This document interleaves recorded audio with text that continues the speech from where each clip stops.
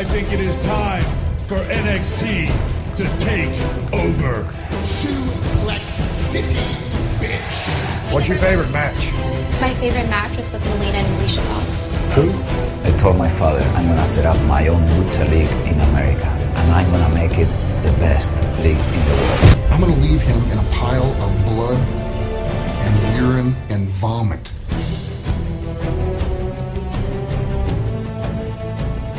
Hello everyone and welcome to the Let's Talk Wrestling podcast. The wrestling podcast will review Monday Night Raw and give you guys the wrestling news of the week. You may be asking, who is the man behind the mic? The mystery, the intrigue, you may wonder. Well, I can break that mysterious nature of myself. My name is Turbo Tony. And, as always, for this fantastic podcast that now is sporting over 350 subscribers, I also have a partner in crime. And, as Brendan Rodgers, manager of Liverpool Football Club, would say, he's got great character. It's Matt Marsander. That reference is completely lost to me. Well, I can explain it to you, because I imagine it would be a little bit over the head of some of our American audience, at very least. Basically, he's the manager of a football team. Whenever they lose, he always says, well, at least we showed great character. It's literally his motto. Oh, It's so his... you're calling me a loser? No, well, you got great character. Fuck you, man. Great character? You know? Fuck you, man. How are you doing this week, you, Matt? buddy. I'm good. I'm kind of sort of like in sort of not necessarily in two minds, but I'm just like England's first international of the World Cups today as we're recording. It's well, you said it's friendly. I know, but so... it's against France. Yeah. We're taking great sacrifices watching the English pound the French to come and I say that now we'll probably lose. Touch wood, yeah. Our team manages to actually, do the job, really. So that's it. All of our rugby-related fans. See, Matt does like sports, you see. There you go, you've heard it on the show here, episode 88, Matt likes rugby. I like some sport. Yeah, just not football, not that much. Yeah. Well, you watch football, but only if it's interesting. Yeah, but I saw a great picture earlier, and it was just like scrum half, like big mug guy, it's like, fly half, big guy, and it's like footballer, Tinkerbell, yeah. Well, I'll grant you that. I will grant you that as well. So, Matt, if anyone wants to send us any questions via our Twitter account, which is gaining more followers, obviously, same as our subscribers, what is the Twitter handle? The Twitter handle of at TalkWrestlePod. At TalkWrestlePod. I don't know how you do it each week, man. You just flawless. Like Michelle, like Lay Cool. Yeah, that's it. Like just 100% flawless. Like knocking it out of the park every week. I don't know how you do it. To be honest, if I had to do the Twitter thing, I might break down with pressure. I might just be a blubbering mess for the rest of the show. So. I mean, it's nothing like. It's not too difficult. All I'm currently been doing recently is every week on Raw, just like whenever I'm watching, trying to fight the urge not to rant about her name has now just completely lost me. Naomi Shoes. Oh, like, yeah. Yeah, it's like I want to rage. It's like, they're purple. Her gear is purple. I give it 1 minute. Right, one's gone green. Just can't handle that. Can't handle it at all. This segment on Raw, then suddenly it's just like her feet were having a rave. Because all of a sudden it's like blue, red, green, red, blue. See, now her entrance music doesn't need to be that. It can be sort of, it's like as she comes out, Yeah. Matt, last week we teased something, did we not? There was a tease. And by the time you guys are listening to this, if you've listened to this and you're also part of that Twitter handle we plugged, then you would already know what this big announcement is. Wouldn't already know. I forgot to put it on Twitter. Well, we've got an extra day. That's why I'm saying it. You bring up tonight, they'll be listening to this tomorrow. It's the way it goes. Matt, it is time to tell them they have waited long enough. 7 long days have they waited for the big announcement. Ladies and gentlemen, it is my honour to announce that on the 29th of August, which is the 90th episode of the Let's Talk Wrestling podcast, at 8 p.m. European time, that's, GMT, London time, we will be recording the very first live Let's Talk Wrestling podcast episode. And what that means is that you will be able to listen to it as we are talking. You will be able to ask us questions on the fly, and you'll be able to try and distract us as best you can. I imagine that you can go along. Throw us off our game. Exactly. What the great thing about the timing is that of that particular time, I'm going to put all that stuff in the description below, is that we gauged it that roughly around that time, it will be roughly around about midday for our US audience. And, for the more Europeans, it'll be about 8 o'clock or a little bit later on, So it kind of fits all places there.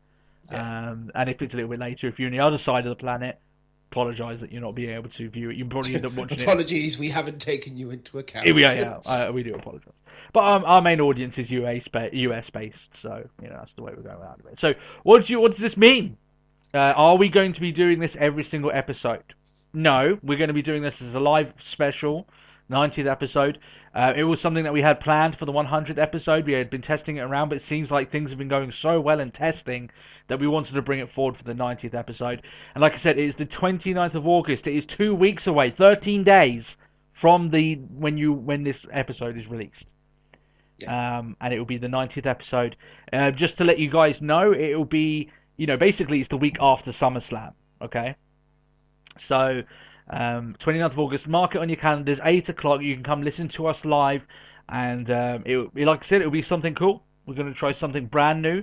It's going to be very strange, I guess, for me and Matt, and it's going to be fun because you guys can obviously interact and ask us questions and basically interact with us more, instantly rather than having your questions throughout the week or your statements and everything like that. That's it.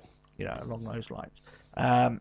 So we would love if you guys can attend the very first Let's Talk Wrestling live episode on the 29th of August. If you want any further kind of updates, or if you want to have any further information, you can leave comments below. I will respond to them, or you can tweet us at TalkWrestlePod and let us know if you're going to be attending. And if you are, fantastic. It'd be great to have the support. And if this is successful, if we do get a lot of people there on the day, to listen to it live. And one of the cool things about doing it through YouTube is that it records it. So if you miss it, don't worry. You can actually catch it afterwards. It records the entire lot. But if you want to catch us there, and depending on how successful it is how likely me and Matt will do this in the future. How we think, let's just do it again. It was that much fun. That's it. Let's give it another go. So the 90th episode, Matt, live special of the Let's Talk Wrestling podcast. We're very excited to announce that here on the show, and it's going to be, like I said, it's the biggest thing we've done on the podcast to this day. Would you agree with that?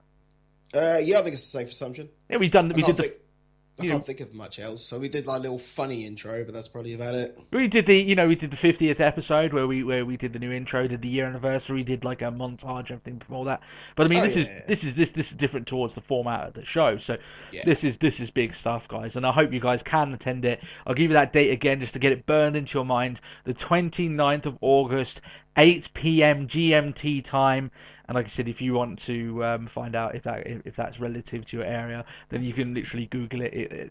I've done it for stuff for watching streams that American audiences do and stuff like that. So yeah, great news, a big announcement. We're not Dixie Cartering this shit. This is big level stuff, and hopefully we won't fall flat on our faces. But who knows? It's live. Hey, we ain't got a production team to pay. Yeah, exactly. It's all on us. We can't blame anyone. We're not like Vince. We can't fire someone for fucking it up. So. That's the way it is. It's down on us, but we're sure it'll be a huge success, and we're gunning for it to be a big deal. So, like I said, 29th of August, 8 p.m. GMT. Come join us for Let's Talk Wrestling Live. Without any further procrastination, that big announcement out of the way, we've been excited to drop that to everyone here. Like I said, I did allude to it earlier on, that we have hit now over 350 subscribers. We're actually way beyond that now. Our target of 400 subscribers by the end of the year looks like we're going to clear that easy. So thank you guys that you've made the podcast, where it is now. Less than 100 episodes in, Matt, 350 subscribers. Would you have taken that? Episode 1, would you have taken that? I probably wouldn't have bought into it, no. No. Well, I mean, would you have taken it? If someone offered it to you, would you have taken that? Yeah. Yeah. I would have taken that easy. I would have snapped. But then at that point, I would it's not even been 100 episodes. What? Yeah, exactly right. So, It's awesome stuff. It's awesome stuff. So what is on the show this week? Talking a lot about the show in general as well. No Lucha. No Lucha Underground, very sadly. I know you guys loved. We actually got a really good response from the last episode, so that was great.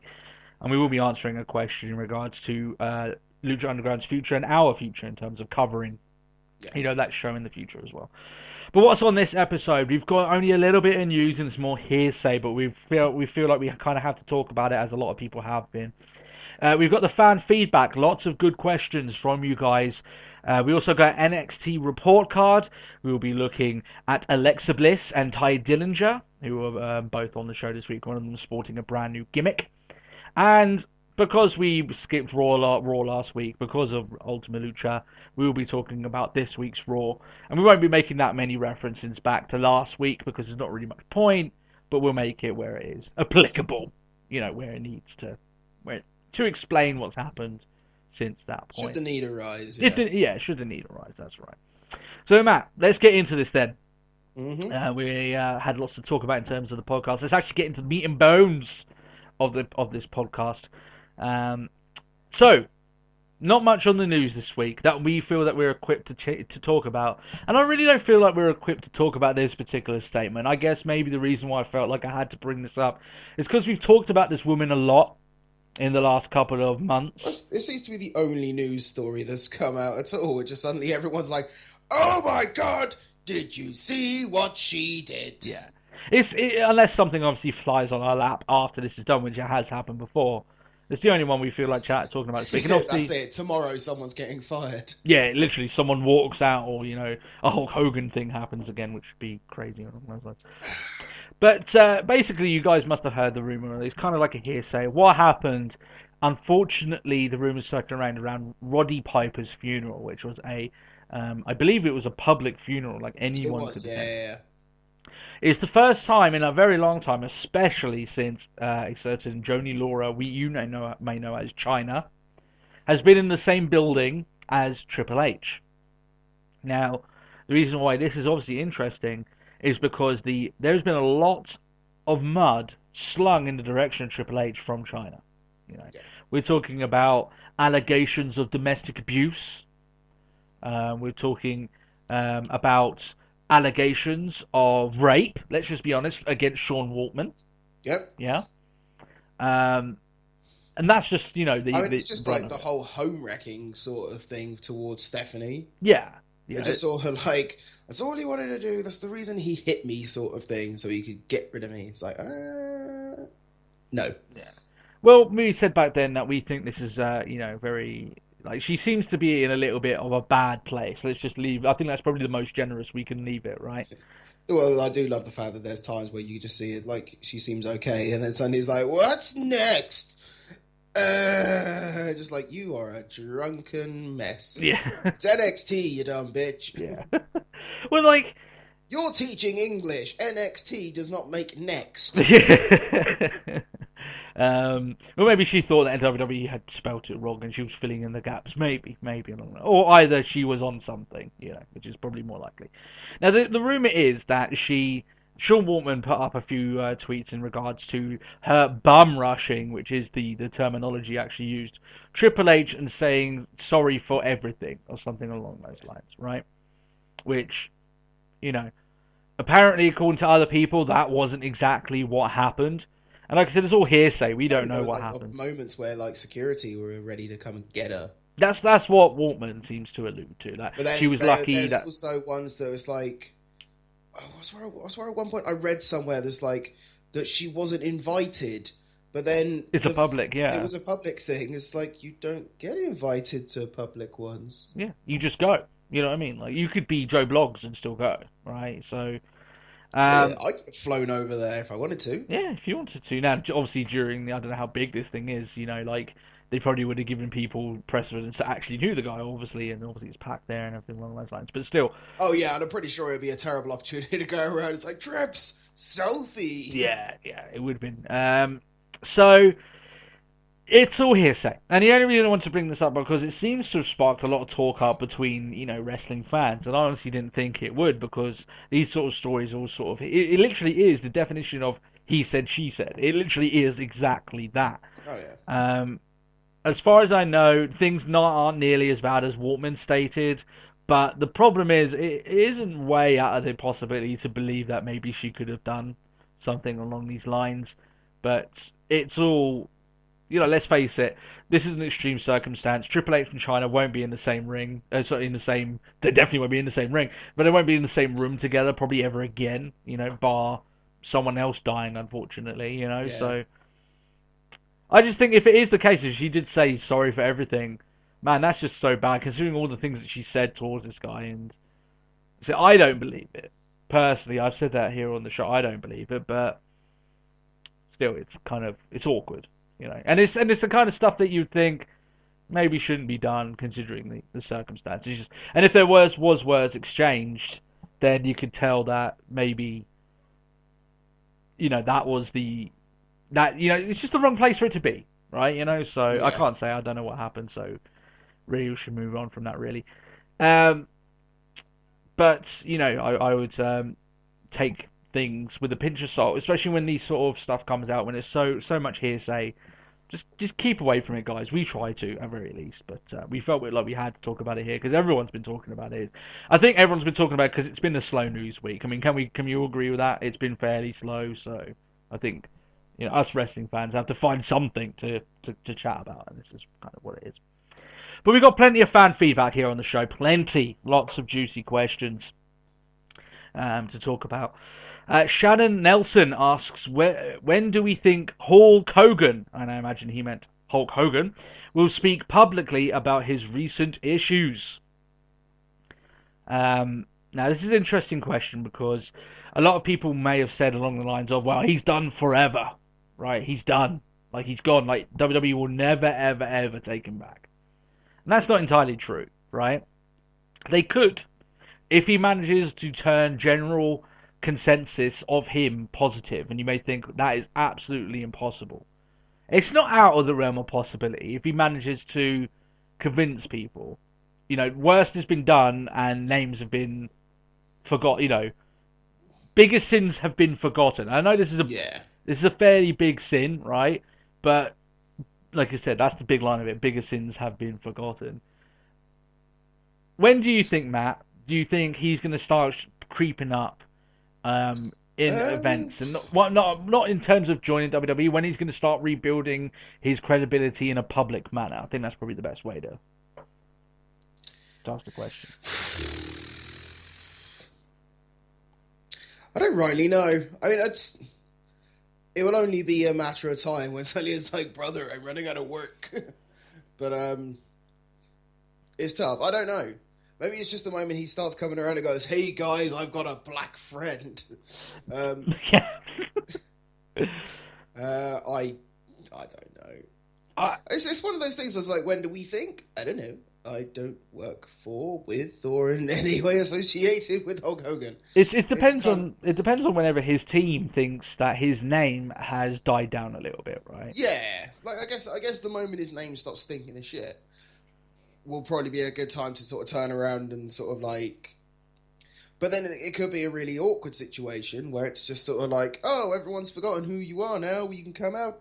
You can come out now. And it's like, I'm trying to save my name. Yeah, we know you're racist. Yeah, that's the reason why he hasn't come out straight away and started appearing on talk shows, because he knows that that no matter what he says, like because the issue is so fresh, right? Like it's so new, right? Everyone's talking about it. No matter what he says, there's going to be very little return, on what he says. If he leaves it a month and then has like an interview with someone and talks about, I am trying to change my ways, and that wasn't who I really am. He's waiting until that first tidal wave of negativity, against his name, washes away a little bit, and then he can start doing his thing. To me, because the way things go quickly, I would say about a month and a half from now. That's when you're going to start to see his name cropping up in magazines, where he's going to start doing interviews. He's going to be making more press releases, more of these statements and stuff like this are going to start coming to a head. Yeah. Yeah. It's either that or he waits a lot longer. But believe me, Hulk Hogan needs the money more than people realize. Right? People, as you say there, Matt, right? He's not in a position. You'd think Hulk Hogan should be in a position with the amount of years and how big he was in the wrestling industry. He should be in a position where financially he should be sound for the rest of his life. I actually have a newsflash for people. That isn't the case. Yeah. So he needs this to get out of his way so he can make money again. And by the way, I'm not saying, oh, that's so bad that's happened. He made those decisions himself, right? You look at people like Kane, who's had lengthy runs, put their money in the right place. The guy's pretty much set for life. Yeah. Right? Hulk Hogan did not do that, right? So he's paying the price of that, and you always expected that he could go in on his name, be Hulk Hogan, and keep working. Someone will take him. And now his name doesn't hold a lot of weight right now. Exactly, right? And believe me, by the way, if TNA could feed him enough money, Hulk Hogan wouldn't care. He would just go to TNA, right? But TNA can't, right? They can't afford Hulk Hogan. Because TNA at this point, they don't care about the bad publicity. They need any publicity, right? So that's the whole point of it. But that's the thing of it here, Yeah, in terms of speaking publicly, maybe a month and a half. I mean, technically he already has. He made that statement straight afterwards. But he's going to go in hiding for about 2 months from then and then wait for everything to wash over. So yeah. It's all down to, like I said, it's all down to his team. When his team deems that something's happened, to take the edge off him or something like that. So we'll see. Crimson Omega cracks an awesome, pun intended, joke at The Miz's expense about him losing his shoe this week on Raw.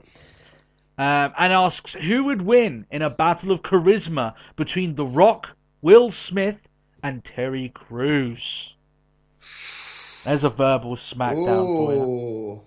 Now, Matt, before I let you have your choice in this, I'm going to discount someone immediately from this. Okay. Try and take a guess who I think would come third in this list of a charisma smackdown. Do you know the thing is, I'd actually take Will Smith out of it. That's my thing. Yeah, you're completely right. And the reason being is because he would probably try and get his son to do it, so his son gets exposure. Because that's pretty much what Will Smith is about now. So yeah, that and I know we're taking this joke, mate. We're taking this question a little bit too seriously, but The Rock is the only man with experience speaking back at people. So, like, would you take The Rock over Crews? I mean, Terry Crews is very charismatic. Well, I mean, at the end of the day, if you don't, he'll just sing 1,000 miles at you. So, well, that is quite painful, So there is that. To be fair though, he is probably the only man who can pull that off. Would you say? Yeah. Could you pull off singing 1,000 miles? I could try, but I'm not going to. You're not going to. Okay, I'm not going to blame you for that. It's not the it episode. Does put your masculinity at risk, doing that. But Terry Crews probably the only man. So who are you going for? Rock versus Crews, charismatic showdown. It's tough. You can't be on the fence, damn it. Rock. You're going to go with Rock. I'll go with Rock. But that probably sounds biased because we're from a wrestling podcast, but come on. Yeah. Even not so much, even if I just think nowadays on just sort of what they do as stars, as sort of A-list celebrities, I think Rock still outshines Crews. No, he's a big star than Crews. I love Terry Crews. But, he is a bigger star than Terry Crews. Yeah. I think, I mean, to be fair, there have been some great videos of Terry Crews just sort of like randomly just dancing the robot with strangers. That's good, but... What, like in the South African, like, fucking jersey? Yeah, I've seen that's that the one.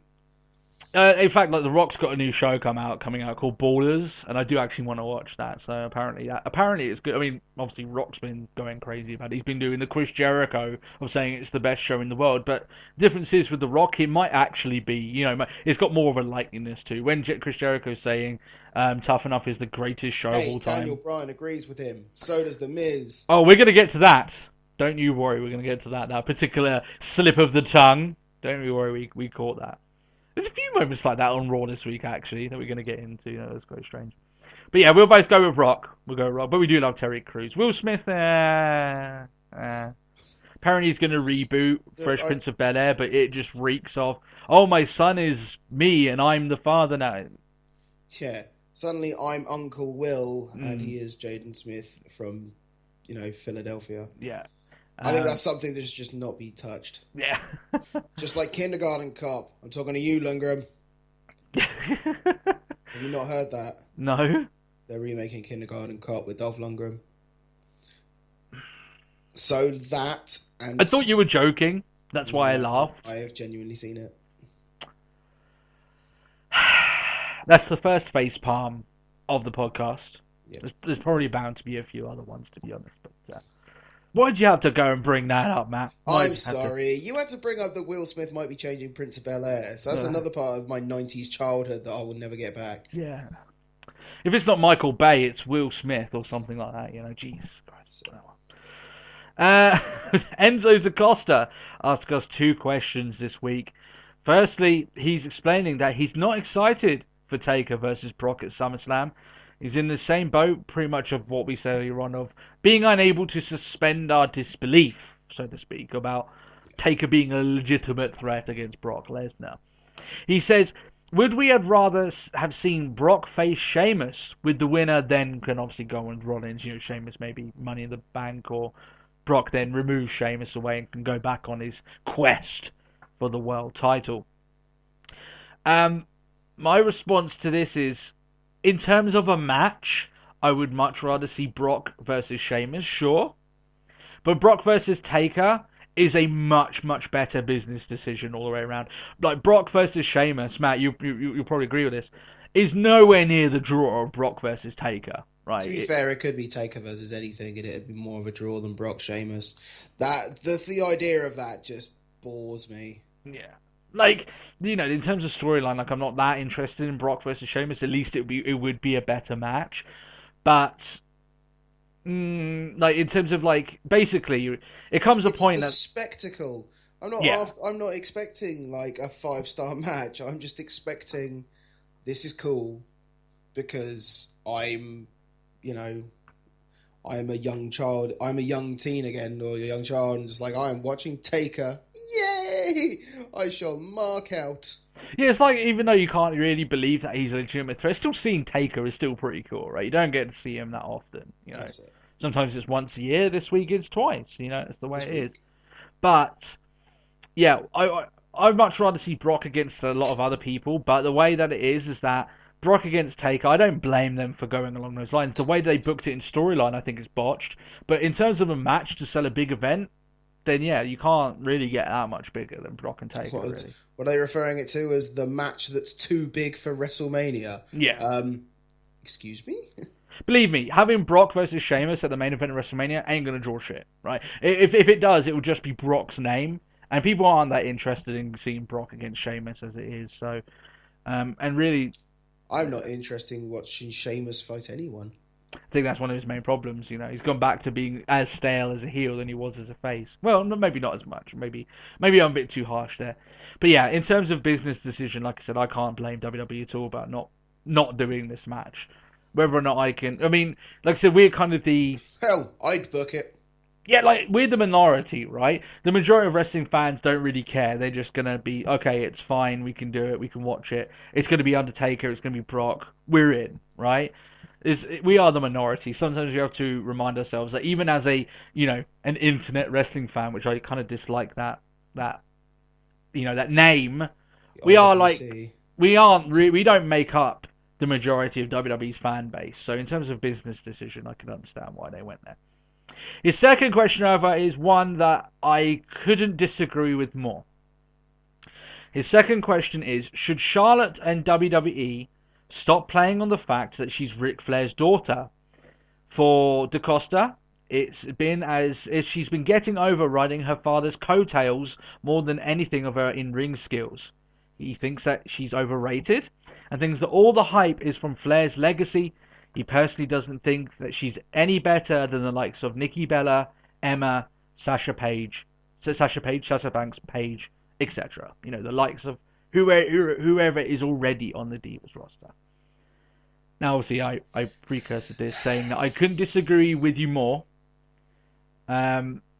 And to explain why, I'm going to use two different ways of explaining the reasons why I disagree. And hopefully, Matt, you can I don't know run. whether it's going to mention it, but the one thing that's just been stuck on my mind is like if she was truly riding. I know she comes out and she does the woo.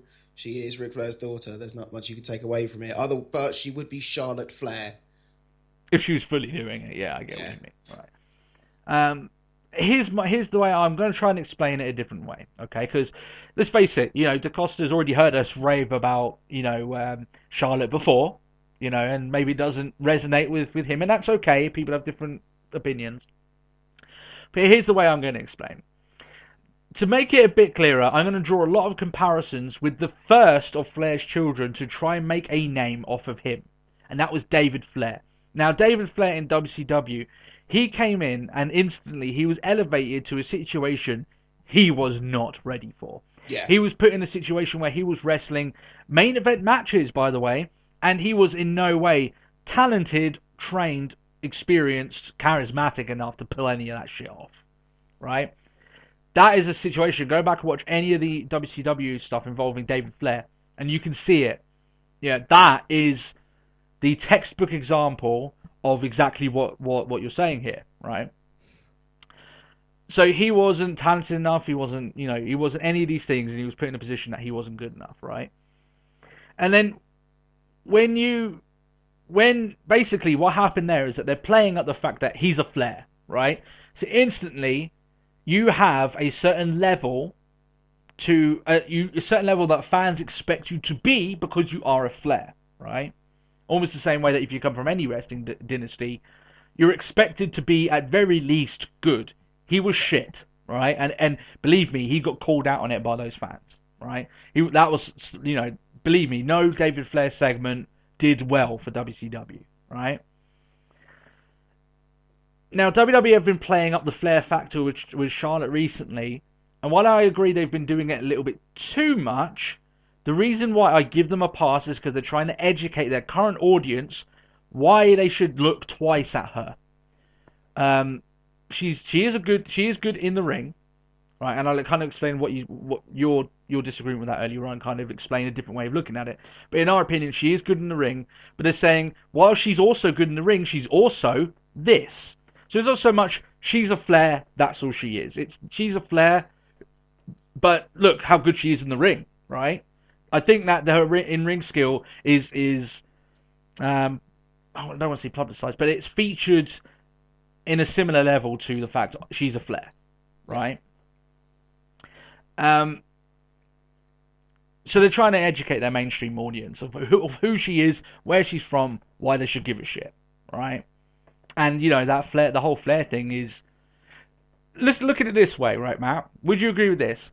Because of the way things are nowadays, especially, if she had come in and just said, I don't want any mention that I'm Flair. In fact, give me an entirely second name. I won't woo. I won't do any of this stuff. Don't you believe that the fans would still woo and they'd still draw the Flair comparisons, even if she didn't go along? We're not stupid. Like, yeah.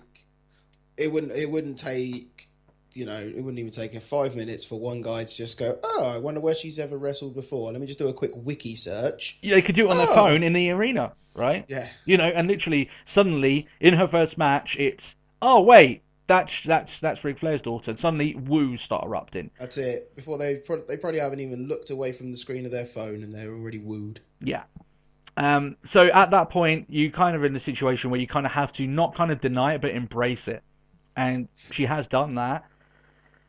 Let me explain this. So your words here were along the lines of you don't think that she's any better than the likes of Nikki Bella and all that, okay? So your words are that you don't believe that she's anything special, but at very least she's on the level of the people around her.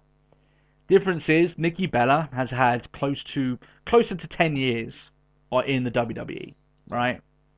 Charlotte's had a much less amount of time. Right, even wrestling in general. So she got that good in such a short amount of time. Imagine where she could be with Nikki Bella's timestamp. Right, she could be phenomenal. right? I mean, hell, we had the look back on. They were like, "Oh, let's have a focused look on Charlotte this week," and she's like, "I want to main event WrestleMania." It's like, and in 10 years, if you carry on the way you're going, I mean, it could happen. I mean, it probably will never happen, but Like a lot of the reasons, it would have had to have come a really long way yeah. for a women's match to main event WrestleMania. But that's the right ambition, right? That she shouldn't be coming in there with anything less, you know. Oh yeah, And part of that ambition is the reason why people are getting on the bandwagon, because she is not the regular diva. She is taller. She isn't. I'm going to say it right now. I think she's a gorgeous girl, but she isn't the pin-up model that WWE want. Yeah, we're going to talk about Alexa Bliss later. She definitely is. Charlotte isn't that, right? She is like she's a woman's wrestler rather than a diva, right? And she comes across like that. So people obviously are going to gravitate to that because they hate the way that the divas are going. That's another part of her that isn't really to do with her being a flair.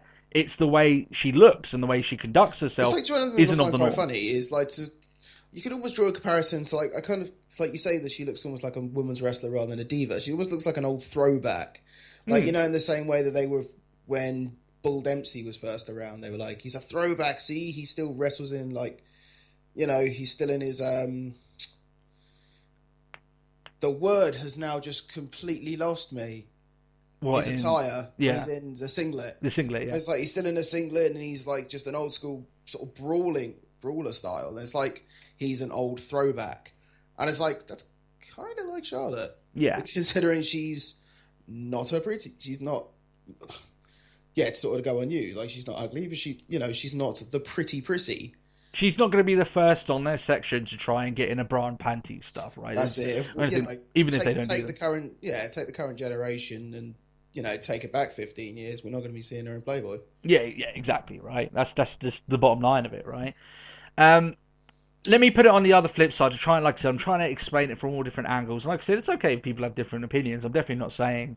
Or if anything, this is just that final test. It's like, you really are a member of the IWC. Great, just because I insulted Charlotte. But let's put it like this: if she had come in, and believe me, when she first had her first couple of matches, she was shit, right? Everyone can say that now. She was green as fuck. She didn't know what she was doing, but she got very good very quickly. If she had stayed very bad, believe me, with the NXT crowd, even as generous as they are, it's like two extremes of them. If she had constantly been bad and all they did was play up that she's a flair and that's the only reason she's in matches, but she was consistently shit, she would be booed. Yeah. Right? She would be murdered, like in terms of crowd interaction, right? Not saying they would give her the Eva Marie treatment, but she would be treated negatively for being bad, right? It's a tale of two extremes, right? Being a flair, it does elevate you, right? Because people expect you to be good, so when you are good, they're like, well, fantastic, great, awesome, right? If you're bad, they're going to shit on you like they did David Flair, right? That's the other comparison.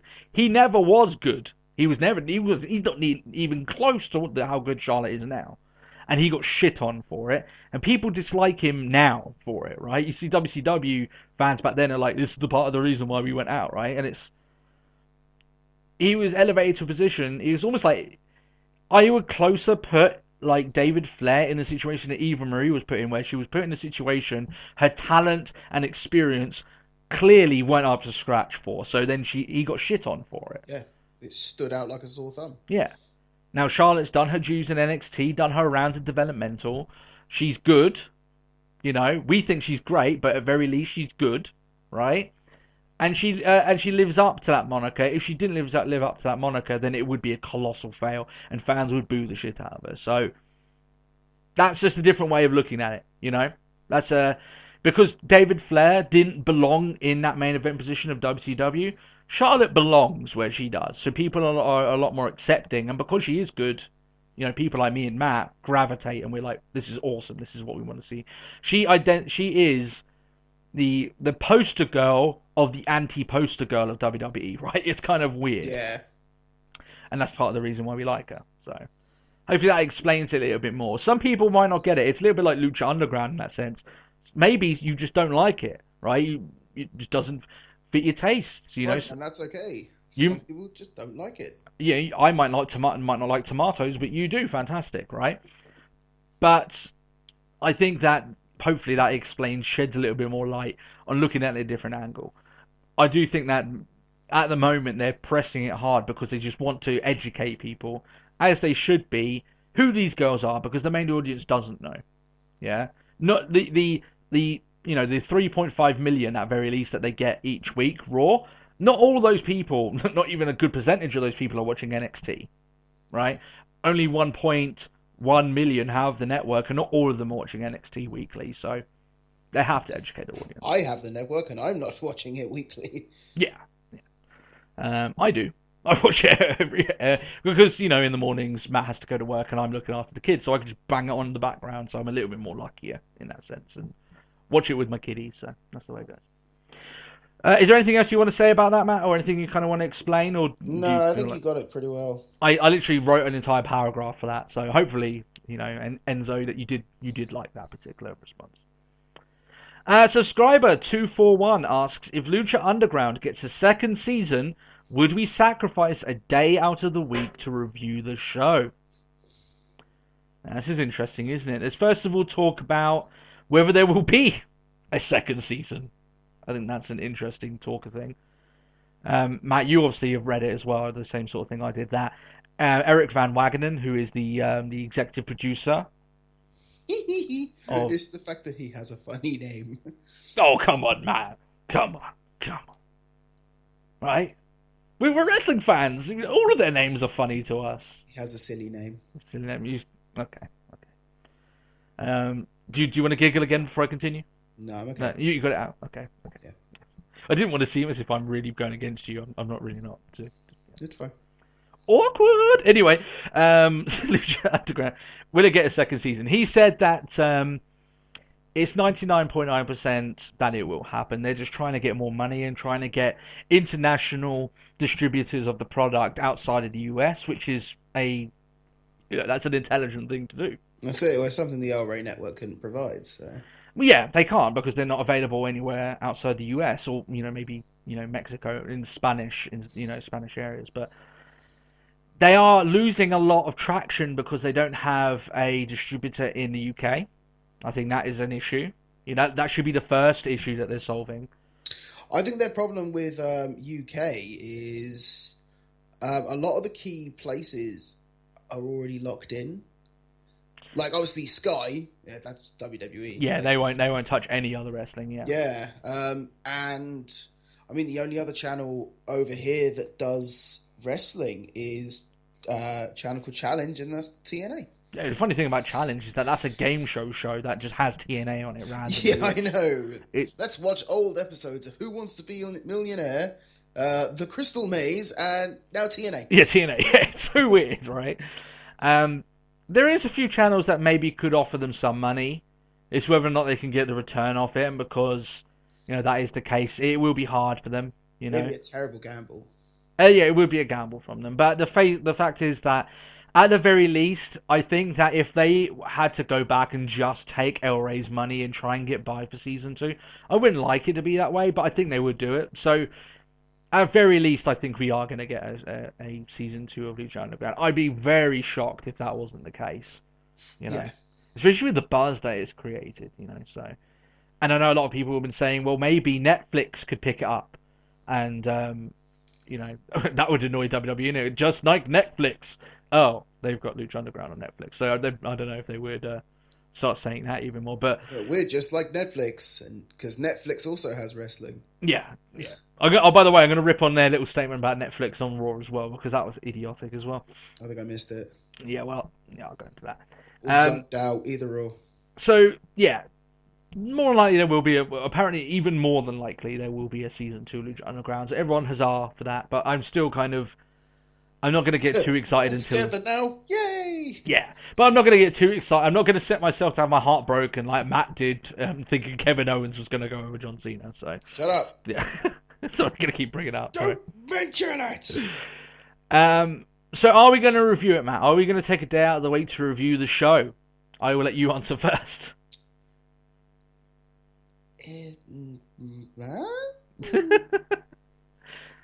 Maybe if it can be resolved. My answer, yeah. I can say because I generally have like 3 days of my week already locked in.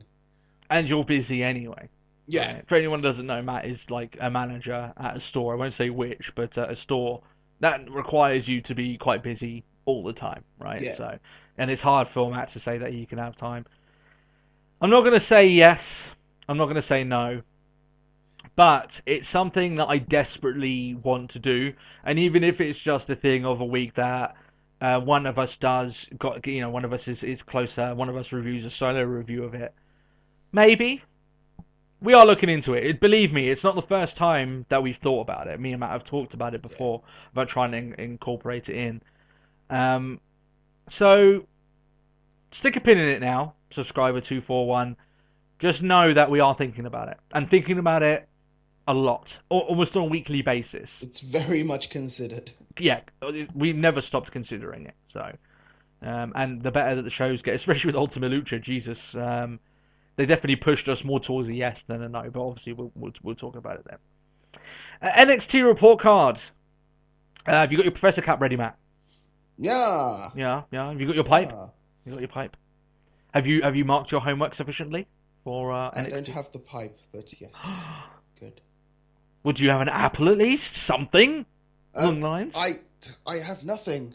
You're not cool, man. You're not cool. If you don't have an apple, you don't know how to be cool. That's just the way it is. Spit in the face. Yeah, I'll spit in your face, I will. With an apple. That's how I do it. And I'll grow an afro when I do it as well. That's the way it is. And win the IC title on my first night, but still. Some person there's like, I know what you're talking about. Okay, come on, move on. So, shift it along now. Shift it along now. Jump. So, we are going to be looking at Alexa Bliss and Ty Dillinger. Now, Alexa Bliss has a different, a different gimmick than what she had before when we first talked about it. She was still the glimmer, sparkle, fucking whatever. Or she's the princess of... Oh, you were going to say Princess of Pretty, but that's... I was about to say the Princess of Pretty. Prince Pretty Tyler Breeze would not be happy with that, but yeah. What was she then? Like, she was something. She had the blue hair and everything. She had a moniker, but then I think that's just part of her gimmick, considering she has red hair. Yeah, now she has red hair, yeah. And we're going to be talking about Ty Dillinger, who had debuted a new gimmick this week on NXT, so we're going to be talking a little bit about that. Matt, you pick Ty Dillinger or Alexa Bliss. Who gets to the front of the queue this week on the NXT report card? Let's take Ty. You can take Ty Dillinger, leaving Alexa Bliss for the main event. I like how you think, my friend. Yep. So, Ty Dillinger, he's been around before, Matt.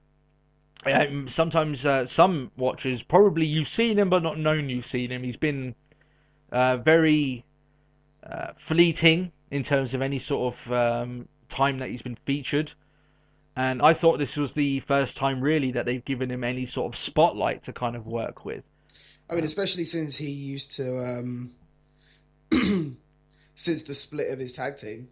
He was with Jason Jordan, wasn't he? Yes. And you'd argue that Jordan got the better of that split. Yeah, let's say with him and Gable are doing very well, and Dillinger's still. You'd say, like, since the split, has he been wailing a bit? Like, he's kind of been flushing in and out, not really knowing where he's going, and jobbing. Let's just be brutal. He's been jobbing. Let's not beat around the bush. Yeah, he's been jobbing, right? He's been NXT's resident jobber for a little while. But that ended this week. He has a new gimmick, and it is the Perfect 10 gimmick. And basically what it is now is he comes out, holds his hands out, that everything he does is a perfect 10. When he pisses in the morning, is a perfect 10. When he takes a dump after taking said piss, guess what, Matt? Perfect 10. Perfect 10. When he masturbates over pictures of Alexa Bliss, guess what, Matt? Perfect 10. Perfect 10. That's the way it is. Hell, even if we were to review him on the podcast, how would you rate that podcast? It's got to be a perfect 10. It's got to be perfect 10, surely. People have to come up in. The one problem that I have with this gimmick is I find it very similar to like Big E's original gimmick. What, count to 5 sort of when thing. He'd go, yeah. And it's one of those things that sometimes I don't have the heart to say it, but The only reason why this gimmick is kind of getting over is because the NXT crowd are very generous. You know, Yeah, I very think much. it's a gimmick that would fall on its face on Raw. Yeah, like, guys, someone please try and convince me that this gimmick will work on Raw. It's going to fall flat on its face, right? And believe me, he's not getting to Raw on this gimmick, I can guarantee you. It's just not the right thing. Obviously, he was told to whip up something, otherwise you get fired. This is what he whipped up. I don't buy it. I don't like it. I don't think it's that entertaining. All he does is flash his hands like he's honking someone's tits. So Just air grope. he's literally air groping. Maybe if Dana Brooke were in front of him doing her fucking rubbing thing, then maybe you've got a sex show there, you know. But don't mention that. Shameless pay-per-view plot. Did we go there? Did we Not go even there? the shameless pay-per-view plot. You mentioned Dana Brooke. In a shameless way, no less. So that's it. I haven't seen Dana that much recently. She got beaten. And I don't care. So, Matt, how do you feel about this gimmick? Like, is it just me? Is it one of those things that maybe some people just find it really fun? I don't know. I as soon as I saw it, I was like, no, this isn't gonna happen. This isn't gonna work. What did you think? It's an NXT gimmick, but it's definitely not going to be a main roster gimmick. It's gonna die on the main roster, right? I'm not the only one thinking. He's still got a good work to him. Like, I don't think I can actually change like any previous. Have we done Dillinger before? No, we have never done Dillinger, no. Because there's no reason to, really. That's what we had at one point. Oh well. Okay. Like, I wouldn't have changed it if we had done them previously then. Yeah. Dillinger and Jordan. I don't think I'd have changed it from then, because his in-ring is still on a good level. Would you say it's on a good level, but would you see that it's quite forgettable? Like, he is in general... That's the only problem, is the fact that he doesn't have the character to push it. And this ain't that character. This ain't that character. Yeah, exactly. I mean, hey, how many times have I turned around and said, I don't like Big Cass's moveset because it's stereotypical 7-foot big guy. Yeah. However, I am a massive Cass fan. Yeah, that's it, right? Because of the gimmick that gets it over to you. Whereas this one, nah. How you do? And I don't even think the NXT gimmick will care that much. NXT crowd will care that much. Payday scene. I'm so buying that t-shirt. What, the soft t-shirt? Is it? Or the how you doing? Oh, they got that. Oh yeah, it comes out. Yeah, I didn't see that one. Yeah. You know, to be honest, if they had been selling them at the London Raw, I say as I'm sat here in my Kevin Owens t-shirt. See, I should be doing this in my Balor t-shirt just to make sure. I do it for the 90th episode. I'm getting terrible because it's just sort of like the collection's growing. It's like Ryback, Reigns, Owens, Balor, Owens. Yeah. It's like, uh-oh. My big old Nexus hoodie. From ages ago, no less. And it's still good. If anyone says WWE send out shitty merch, they're lying. Yeah, at least their merch they send is always good. We're getting so off track here. But well, we're not, because Ty Dillinger will never know what it feels like to have merch. That is not with that gimmick, he won't. Oh yeah, he's not going to have any Perfect 10 shirts being flying off the shelves, shall we say? But yeah, like I said, I can't really say that the future is bright for this guy, because I get the feeling that he was told backstage, come up with something. This is what he's come up with, and believe me, it's just not. It's not going to get anywhere. It's not going to do anything good for him. So. Yeah. It's a shame. What's your grade for Ty Dillinger? I mean, he's a decent enough worker, just very forgettable. What's your grade? I'm going to give him a C. Give him a C? Yes, because it's solid. I reckon all he needs is a better gimmick. Yeah, well, I agree. I think that's it. I mean, maybe a little bit of fine-tuning, but I think a solid gimmick is the only thing that's really struggling with him. I mean, he was with Jordan as the, fresh out of uni, fresh out of college grapplers, because they were still in the old singlets. Yeah, like Jordan is now. Yeah, like Jordan still is. Yeah. But he's always been a solid contender. Okay, well, I don't feel as good. I give him a D+. Okay. You don't feel as generous as I. No, not this time. Normally you're the harsh one. I'm the hard ass, yeah. No, to me, there's just not much to him, and this gimmick doesn't add anything. I mean, it's something for the guy. I just don't think it's going to get anywhere near as I think as I As deem you think, he thinks it will do. So yeah. that's the way it goes on that. Alexa Bliss. Now, obviously, we said before she's gone heel since the last time we Pretty covered her. little bliss, yes. And I find that since she's gone heel and allied herself, obviously, with Blake and Murphy, the tag team champions, instantly, without literally doing that much, she became the most interesting part of that tag team. Literally, not even It might just be because the dubstep duo are terrible. I just think that there's nothing to They're them. not terrible, but yeah, I mean, she's the only one who has. I was about to say who carries the character, and I was worried I'd fuck that up, but. The thing about that, about Blake and Murphy is you take Alexa away, you take the belts away, there's literally nothing there, right? They're the dubstep guys, right? And yeah, they're good in the ring. They're actually, decent in the ring. In fact, they've got great tag team wrestling, some good chemistry between them. Are they going to be breaking anyone's door down? No, I'm not that interested. But Alexa Bliss, there's something there, right?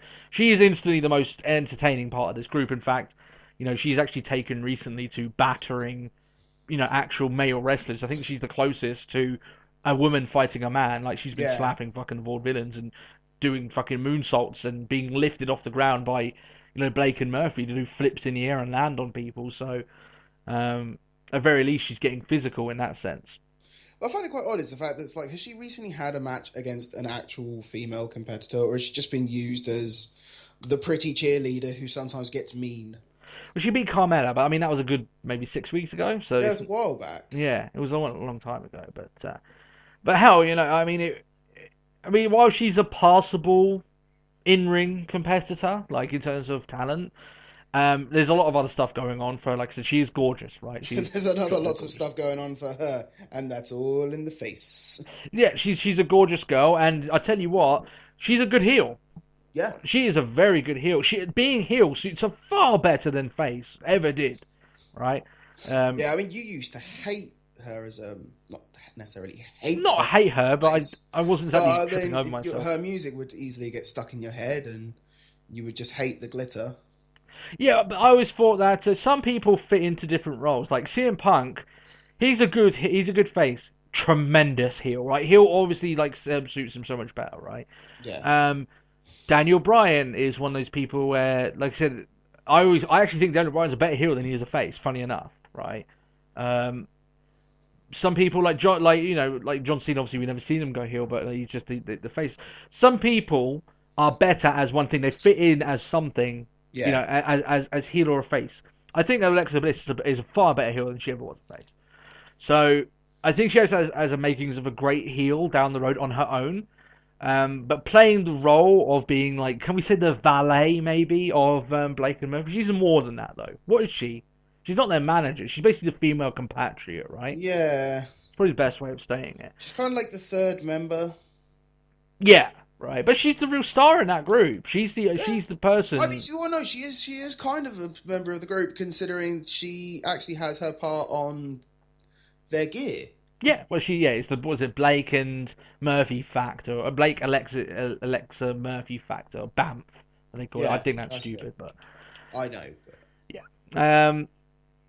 Yeah, I think that she's found her space on the roster. I think she is very applicable. You can put her in a lot of different situations. I think she's main roster in terms of not so much her wrestling ability, and she would be wrong for the Divas Revolution, but I think she's a great heel for the role that she uses. And I tell you what, if you want to bring up a heel tag team, have Alexa go up with them. I think that's perfect. Yeah. I think she fulfills that role. She can get physical when you need her to. And like I said, if WWE wants a pin-up girl, you can't go wrong. Like, she is the definition.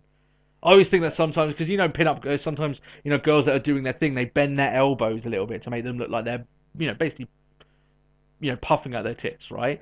When she does that on the ropes, I always think she's going to break her arms, because her fucking, her arm bends at such an angle. I'm like, literally, all you need to do is trip and your arm's broken and it's going to be awful. And just pop. Yeah, and that kid that always loves Bailey is going to cry, because Yeah, elbows will come out your socket, but still, gorgeous girl, and like I said, she's got a lot of applications. She's very applicable. So That's someone who we haven't done a thing for recently. who Bailey? Yeah. I get the feeling her time will be coming up soon.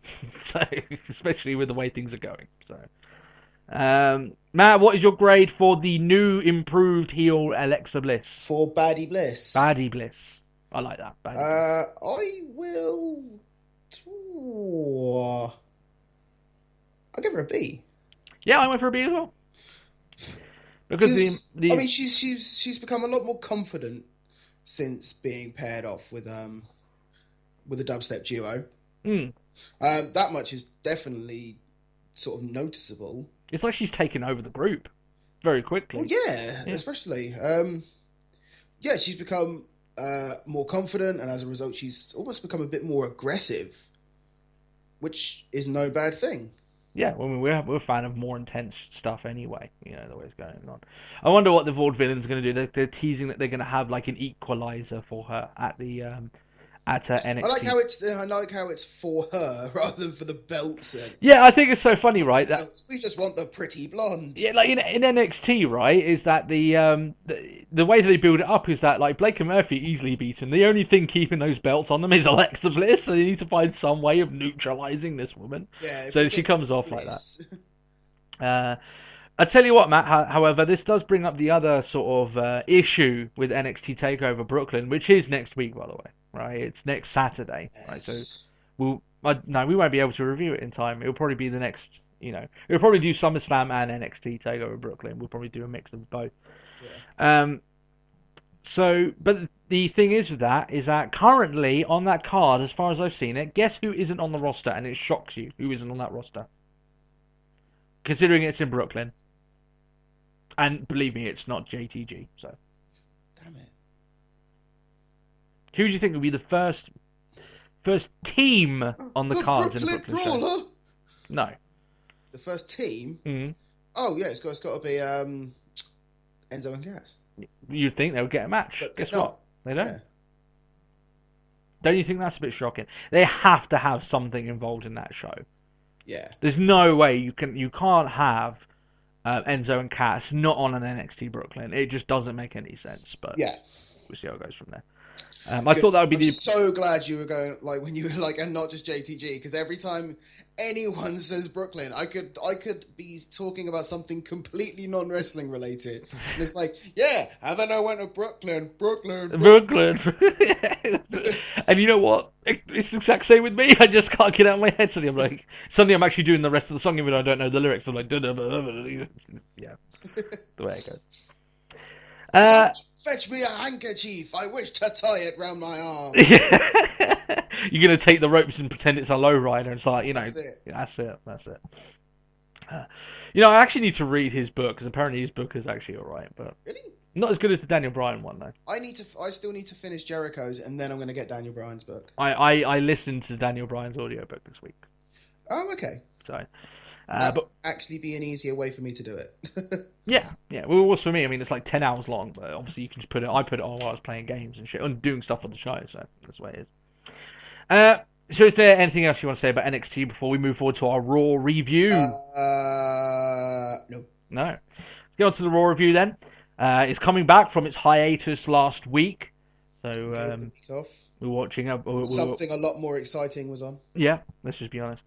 Not going to sugarcoat it. Yeah, Ultimate Lucha was awesome. It was one of the best shows of the year, easy. So, SummerSlam now is just over a week away. Next weekend is SummerSlam, and it seemed like one of the main focuses of this show was to set up the Stephen Amell versus Stardust thing that they're going with, and this was basically, it was the bulk of not the bulk of the show, but it was the main focus. It was a key focus a lot of the time. Yeah, it was one of the talking points of the show. Because he was there. Like, hey, and it's like, oh, we'd like to thank Stephen Amell, who's here. Look at him over there on ringside. Hi, Stephen. And I need to go and talk about this other thing. The send Renee Young out. Raw, and here we've got Stephen Amell. Yeah. Hi, Stephen. Yeah, they were going pretty, ham-fisted on it, but He was there at the stadium, and like I said, they brought Renee Young down to go and interview him, all that stuff as well. The show this week was from Seattle, Washington, which is the home place of one Daniel Bryan, and obviously he was on the show this week. As I said, ties into the fact that I had listened to his book, New York Times bestseller, which he's quite happy about, as you imagine. So, who else? Matt, who do you think kicked off the show this week? Just a random guess. Oh, I'm going to have to think it was... Zack Ryder. Oh, wow. Well, that's a close one right there, Matt. Really, really close. Do you want a second try? Jake Snake. Oh, well, that was close again. Close again. Do you want one more try? Jericho. No, sorry, Matt. You didn't get it. Such a shame. It's going to have to be Monday Night Rollins, isn't it? It's going to be Monday Night Rollins. You're damn right it is. Oh, man, can you imagine that the show starts off suddenly you hear fucking Zack Ryder's music, everyone's like, what the fuck is going on? Welcome to Raw. Woo, woo. What? And he gets like a 20-minute promo and you're like, what's going on? Like, what? Vince has taken a few too many, Jack Daniels shots and he's just fucking... That's it. Yeah. That's it. I'm on drugs and I've passed out. What do you want to do, Vince? Zack Ryder kicks off the show. Ryder. And then we'll bring back we'll bring back Jake the Snake. Nobody's actually spoken to Vince. He's just like out of the back, just like watching porn. It's like Ryder. Ryder, damn it. Do you want to open the show, Vince? Ryder, damn it. Ryder, good. Okay, he says Ryder's good. Let's go. Man, it's like Vince is a fan. Awesome. Oh my goodness, that needs to be made into a comic strip right now. Someone needs to make that into a comic strip. That's a shameless pay-per-view plot right there. Ryder, damn it. Okay. I need to take a drink, Matt. You got me with that one. You got me. So let's calm down. And what a better way to calm down than having Seth Rollins for 15 minutes? Woo! No Zack Ryder. Vince wasn't pleasuring himself this week, shall we say? He talks himself up, but as Alberto El Patron would say, you already knew that. He always talks himself up, as we know. He says he's still waiting for his reply from John Cena for the winner takes all challenge. He says that Cena isn't straight out of Compton, referencing his rap career from the album he's got, which I got out of morbid curiosity, by the way. That was years and years ago. He's straight out of action. Guess what, Matt? I'm straight out of fucks to give. Yeah, I was struggling. Yeah. You weren't getting this. I was. You didn't want a straight up thugonomic gangster rap. No. Into that? No. Okay, no problem. I'm straight out of caring. Straight out of caring. That's it. He says he'll be the first man to hold the WWE and United States Championships at the same time, and then teases Cena turning up on Raw. But then he says it's via satellite. Oh God! Yeah. Oh yes. Oh, do you know what? I'd actually forgotten about this abomination of a section. Oh yes. And what is this abomination of a section Matt's talking about? Let me explain. A picture formulates, if you will, on the Titantron of Cena with his broken nose. By now you've seen that picture of him backstage, his nose literally touching his eyeball. Everyone has seen the picture. Yeah. You don't even have to be a wrestling fan to have seen the picture. Once you've seen it once, your brain is so shocked it imprints it in there for the rest of all time. I could bring it up now and it's horrific, right? And then basically Rollins is talking for him. Basically his mouthpiece is Rollins and they've imposed his mouth onto it, right? You've probably seen it on silly shows like Soccer AM, where sometimes they do it to the players, right? Yeah. For our more English inclined fans. The difference is sometimes that's funny. This was painful. So much so that the only thing that I thought was funny is the fact that it looked weird because you can see Rollins' mustache, his beard. So it looks like, like John Cena's got this gap where his beard should be. Then he's got his mouth with a beard. It's like, what the fuck is this? It just looks strange. It looked like he had the worst. It looks like he tried to grow a beard and it came out really, really bad. Right? He had a Nash. Yes. He grew the Nash tash. Or the Michael Hayes one where, like, for some reason part of his beard is, like, droopy and shit. I don't know how Oh that... no, I'm just referring to like just what essentially just looks like shit on his top lip Yeah. in true Kevin Nash style. Kevin Nash, shit on his top lip. Straight out of Compton. Yeah, that's the way it is. Yeah. I don't know why Straight that... out of quads, yo. Straight out of quads. Oh, dear. Ryder, damn it. That's still in my head. That's going to be in there. He wants to... So, basically, yeah, he's trying to make an attempt at comedy. It fails. It's quite miserable. There's talking. I'd zoned out already in the first 10 minutes of the show, which is never good, by the way. And I don't blame Rollins. It's literally them telling him, oh, go out and say this. And he's doing his best with it. Funny. Go be funny. This is what you have to work with, but this isn't funny. Go be funny. Yeah. Go do it now. Go on. It's so funny. They'll laugh. Oh, believe me, they'll laugh. And we're all like, we're not laughing. Except for Vince, obviously, who is, cacking his pants. But still. Cesaro comes out, and he is looking dapper as fuck, may I say. One thing I thought quite funny is, like, originally when we were complaining about Cesaro's entrance music, and I was like, I'm so glad to be hearing this right now. In the middle of that shit, yeah, Jesus, I would have taken fucking anyone's. I would have taken Samoa Joe's first entrance music at that point, Jesus, which is crap. Which was worse than Cesaro's, I will say that. But Cesaro wants to challenge Rollins for the World Championship tonight. Rollins says, well, last week with the Open Challenge, it was just a one-time deal. I ain't doing it again. Jeez. And someone else comes out. His name is Jobber Owens. Sorry, Kevin Owens. I'm sorry. I got that wrong. Matt. Did I hear you? Damn it. Did I hear you Winston Payne a bit there? I am wearing the shirt, damn it. I don't know why I keep saying it, because it hurts me too. Proud. Right? Proud, damn it. Proud. You're just like stroking the KO, just like, come on. We will find out whether he's job or not when it comes to SummerSlam. Oh, Matt. Oh, dear. So he comes out, says that Cesaro has done nothing, and he reminds us that, as Kevin Owens, he beat John Cena, and he deserves a title match. He doesn't obviously make reference to the fact he's lost a shit ton of matches since then, and obviously lost the 2 back-to-back with Cena. He just, keeps that little bit of tidbit of information away. Shh. If we don't say it... Quiet. Yeah, exactly. Orton comes out. He points out Owens' weight. Ha ha ha, he's a bit chubby. Sure. And he says he deserves a title shot. You can kind of see where this is going. Rollins says that Tom Brady has a better chance of getting a free meal in Seattle than these guys getting a title shot. I actually quite like that line, I will say. That's probably the best line he did that night. Cool, you understood it. Well, basically, Tom Brady, quarterback for the New England Patriots. Sports. He beat the Seattle Seahawks in the last Super Bowl. There you go. Some context. There you go. Context for you. Like, my only understanding of Tom Brady is... was that the one in Family Guy?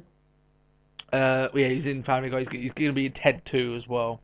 And he's the guy who's in that big thing at the moment where people thought he cheated with the air compression in his footballs. I don't know enough about the sport to say whether he did or not, so... I'm sure we've got some Patriots and non-Patriots fans. Let them debate. Let them do battle while we sit here and laugh. About your pussy game of which you call football. Especially as Matt has announced him being a fan of rugby on this one, so...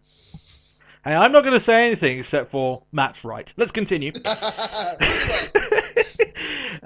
Triple H comes out, and this segment is already reminding me of, basically, that horrific TNA segment that basically made me quit that show, where everyone started coming out and saying something. It reminds me of that, unfortunately.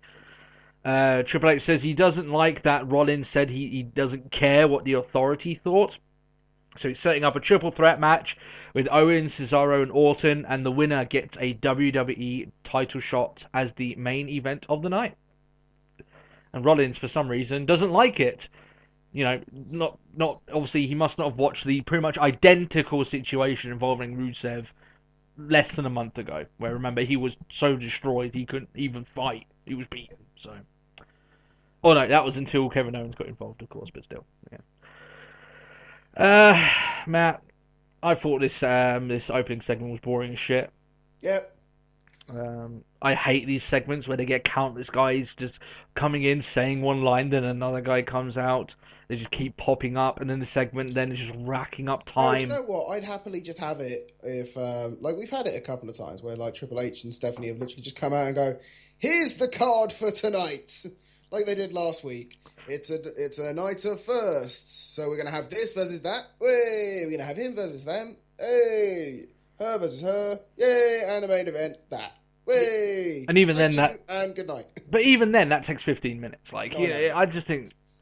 I remember the comment I said, this is like back in the early days, right, of us doing this podcast, reminiscing because we're close to the 100th episode, right?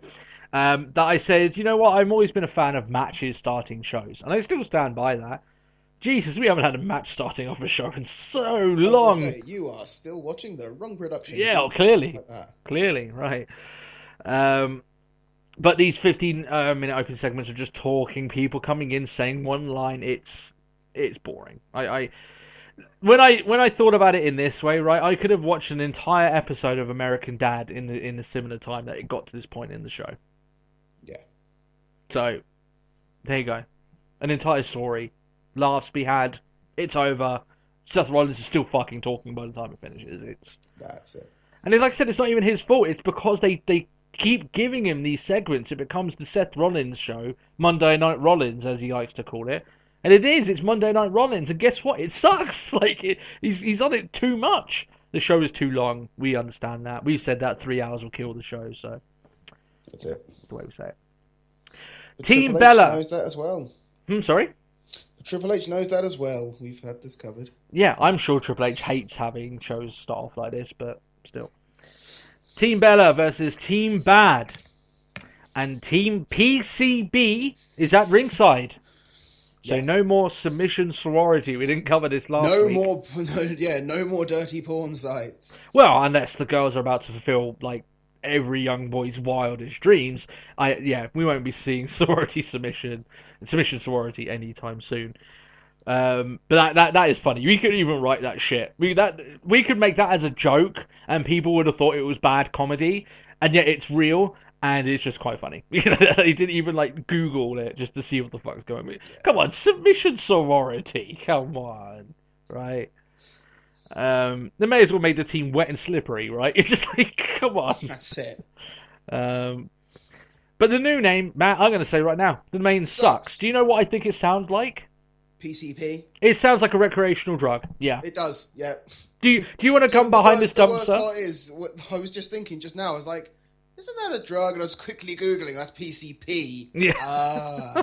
But PCB is a chemical found in fire extinguishers and hydraulics. There you are. Guess what? And we're gonna sniff that shit. Yeah. It gets high as fuck. It does sound like, literally, you put it in this thing, like, hey Matt, do you want to go behind this dumpster and smoke some PCB? It's like, it doesn't sound that much out of the realm of possibility, right? Yeah. Like, it sounds like a drug, right? It sounds like a recreational drug. In terms of the match, I will give props to this match because it's the first time that I've started hearing the fans get more into one of these Divas matches since their revolution has started, right? Yeah, it's just because I can't remember where it was. I saw someone was just like, do you believe the revolution has now become stagnant? Well, it hasn't even had enough time to be stagnant. It hasn't even hit a pay-per-view yet. Yeah, calm down, everyone. Jeez, give it a bit of time. Now, the fans are getting into this because, like I said, slowly but surely, WWE, if they keep up the way they're going with this, and it will get stagnant if they don't get some sort of direction. They do have to have an end game with this eventually. So I do agree with that. But the way they're going at the moment, giving these at very least 10-minute long matches on a weekly basis, the fans are being educated that these matches are worth something, right? So you'll see as the weeks go on. Yes, some towns will be better than others, but gradually the fans will be much more in tune with what's happening in these women's matches, and that's what all of us have wanted all along. But WWE needs to keep on with it, because if they do all this stuff and then put their foot off the gas in a month's time, all this good work can be undone in 2 weeks. So that's how quick it could be. 2 weeks of them not featuring the Divas, and literally all that good work, it would take them months to get back there again. So that's the way it is. I thought this was a good match. Brie gets the roll-up win, but then it leads out to a brawl. It's a very odd roll-up win, though, wasn't it? It was a bit ugly, that roll-up, I would say. Yeah. I tell you what was quite weird is I feel like Brie has regressed in ring. Yeah. Like I honestly thought Brie is a lot better than what she is now. When you look at Nikki, she's head and shoulders above what Brie is. Would you go as far to say she's the worst of Team Bella? Yeah. And she hasn't. That's what I mean. She's regressed because Brie wasn't always this bad, right? She's not even horrific. She just isn't that good. I remember her being fairly okay, right? And more times that I've seen her recently, she's looked like the odd one out. She's looked like the one who is everyone's trying to drag with them. You know, I don't know. Yeah. It's weird, but I know she's better now. I've seen her wrestle better than that on a consistent basis. I know maybe the Daniel Bryan stuff, having a husband and everything, maybe that's got her head out of whack. I don't know how it's going, but still. If you were to ask me which Bella should be champion, the right Bella is champion at the moment, without a fucking question, right? Yeah. That's just the honest thing. And I like Brie more than I do Nikki, you know, in terms of seeing them on Total Divas or whatever, but let's just get with it. Nikki's better in the ring. Let's just one of us. I watch it with my wife, Matt. You've got no fucking excuse. And I'm not even up to date. You are. I'm not up to date. The authority on Total Divas I episodes. am not up to date. But will you be? I am 2 weeks behind. I know you said it was such venom in your voice. I am not up to date. I'm 2 weeks out. He's like, come on. I've got as far as they're showing the Raw we were at, damn it. Would you have to tell us some of the fun actions that happened there? You know, something along those lines. Because you being the authority of Total Divas episodes, of course. They had a bitch fit.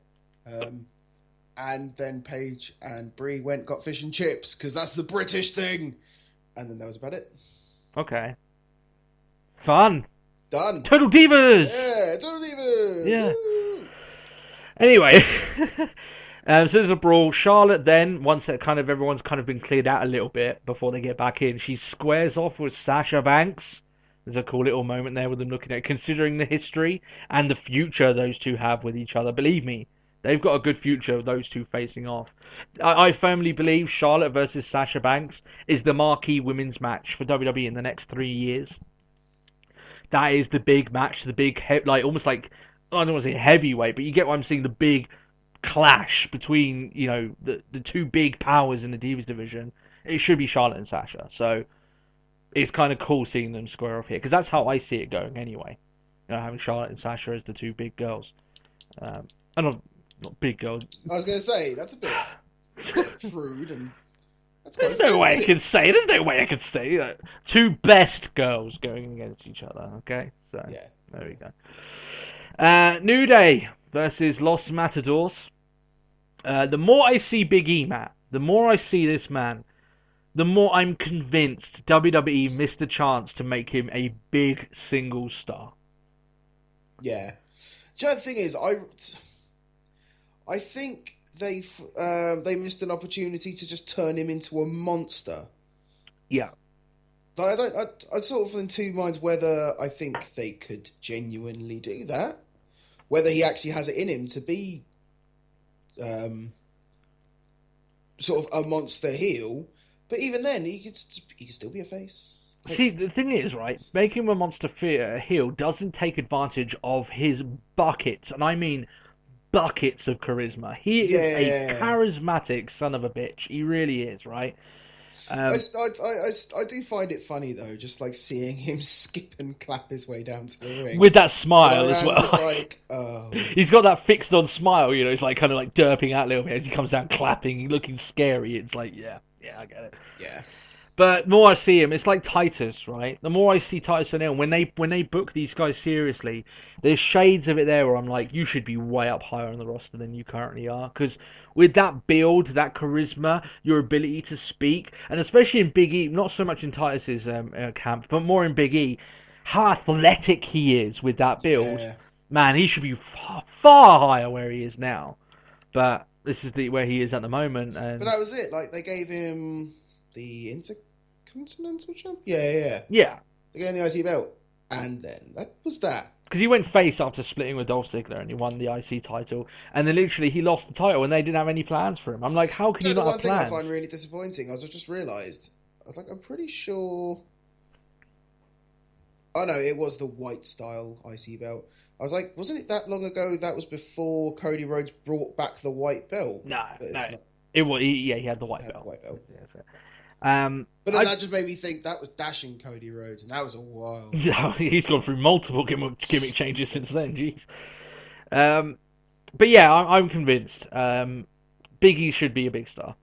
He should be a big single star. There's just so many things outstanding. When we're talking about guys like Ty Dillinger earlier on in NXT, we're talking about guys that don't really show that much charisma, are okay in the ring, but you can't really get them over. They're not really memorable. You look at Big E, he has so much charisma. He's a big guy. Like, you see him, he's instantly striking because of his build.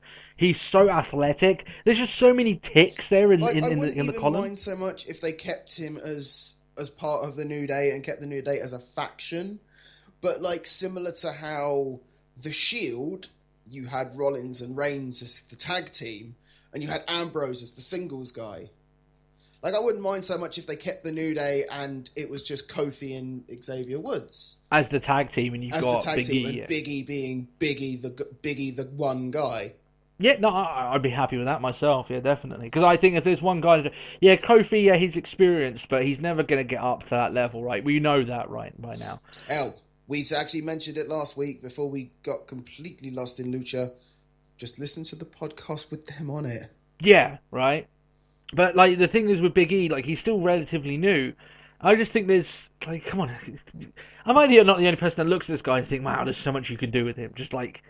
He just ticks so many boxes. But anyway, we could talk about this forever. Yeah. I do think Titus O'Neil is in the same camp, but you give me Big E and Titus, I'm going to take Big E over Titus. That's just the way it is. This is a quick but a crisp match. I give Los Matadors their dues. I've always said, in ring, they're fine. Their gimmick fucking they're sucks. Solid, but I hate it. Yeah, I don't want to see them, right? And that's the bottom line. Even though their wrestling is good, that's how it's got with them.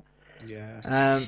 New Day get the win. They had like this cool tag team finisher. Like Big E goes for the big ending. Kofi jumps off and hits like a DDT off the top rope when he's doing the big finish, which I still think is the biggest sexual innuendo finishing move ever. The big ending. It's the big ending, isn't it? That he calls Yeah. it. Jeez, come on, the big ending. Jeez. Renee Young then speaks to the New Day backstage. And he says, and she reveals that they've been confirmed as the challengers for the belts at SummerSlam. They're rejoicing, Matt. They're ecstatic that they're the number one contenders. The thing is, I loved this backstage segment, but like for reasons that like it was so funny. Yeah, it's just because of New Day. Because gradually, basically, Renee Young is explaining, yeah, you are number one contenders. But so are Los Matadors. The players. Oh yeah, we're gonna be the 2-time. We're gonna go beat them, and it's like, and so are Los Matadores. It's like, what? But we just. That's okay. That's okay. We can still do it. Yeah. We can thrive at the opportunity. And the Lucha Dragons. What? It's like, what the? That's okay. Yeah. The better the opportunity, for everyone. I tell you what, since New Day went heel, there's just so much fun. They really are, like, it's unbelievable. Yeah. As much as we were originally, like, when they first came out, we were like, the hell is this? And now it's like, it's grown on me and I love it. It's because it's a heel gimmick. Like, you try and do that stuff face, it just doesn't work. When now it's heel, they're all having fun with it now, and it's great. Proper silly heel as well. Yeah, but I think it's great. I really do. Yeah, I mean, like you said there, I mean, I'm kind of with Big E is the one who says it is the opportunity must be for everybody now, and I'm like, yeah, you just beat Los Matadors. Why do they get a title shot? It's a bit random, but still, WWE, well, stranger things have happened, I guess. They want to invite Teddy Long and just go, look, Teddy, look, tag team match, which is essentially the whole theme of SummerSlam. And then he's shouting, "Ride him, damn it!" Yeah, that's how Teddy Long gets his kicks, for just tag team matches. Tag him, damn it, tag him. Yeah, that's the way it is. Just amalgamation of Vince McMahon and Teddy Long there. Just something so strange. I can't even imagine Get that question. What would happen if Vince McMahon and Teddy Long had a baby? You don't want to know what abomination comes out of that. Jesus Christ. All right. So Triple H is speaking to, just moving away from that shameless pay-per-view plot. Triple H is speaking to Rollins. He's explaining Rollins shouldn't be worried about the title match, but he should be performing at a high level each and every week. He should be defending the championship, kind of what Tripp's getting at. If I were Rollins, I would have fired back with, well, Brock Lesnar didn't have to defend it each week, but he didn't have to defend it each fucking month. But boom, Rollins out. Yeah, that would have been a bit of a burn, and we know how that goes. And we had a question last week, a good question about how many times a title should be defended in a year. I think all of us can agree defending it each week is wrong, right? And people may say, well, you love the US title defenses. Yes, but the US title I don't care as much because I don't care what anyone says. The US title doesn't draw. The only thing that draws in John Cena's US title matches is John Cena. It ain't the belt, right? So like it's not even like there was at no point where we were like, well, John Cena's gonna lose, but it was the opportunity. It was the fact that it hit a point where we were like, we're gonna see new people, or people really step up, and we're gonna see some damn good matches, and we did. We're gonna start seeing 20-minute matches with people you wouldn't normally see 20-minute matches with. So yeah, that's and showcase. Hell, like Cena and Stardust had a good match. Cesaro. Cena and Barrett. Cesaro and Cena.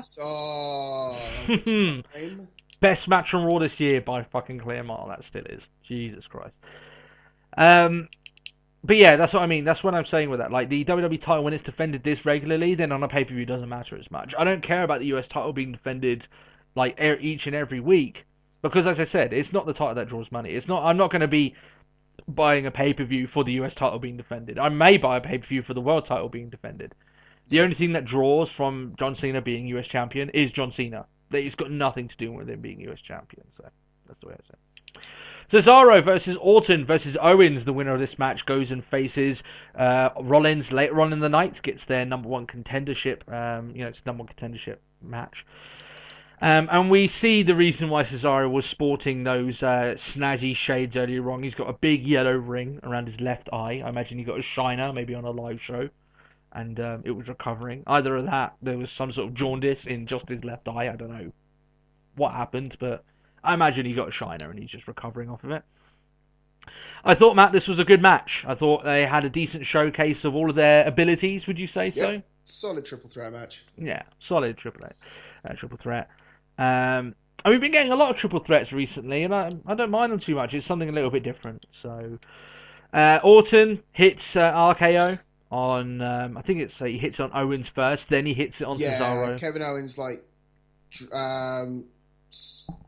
he went for the pop-up, didn't he? He went for the pop-up. He popped up Cesaro, and then Cesaro sort of escaped, and he got a RKO for his troubles. Yeah, and then as soon as Cesaro realizes what's going on, he turns around, gets an RKO himself, and gets pinned. So Orton goes on to the main event.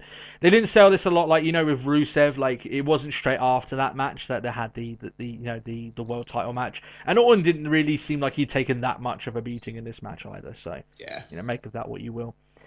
Ambrose is backstage. He tells us that he didn't have a lot of friends when he grew up, but he has one now in Roman Reigns. Oh, that's quite nice, isn't it? Bros. It's good. That's it. Reigns shows up, and obviously they say that they are brothers. Wyatt and Harper aren't even friends, they say. They said that, sure, Harper would do everything for Wyatt, but would Wyatt do anything for Harper? Yeah, I thought that was a decent enough line.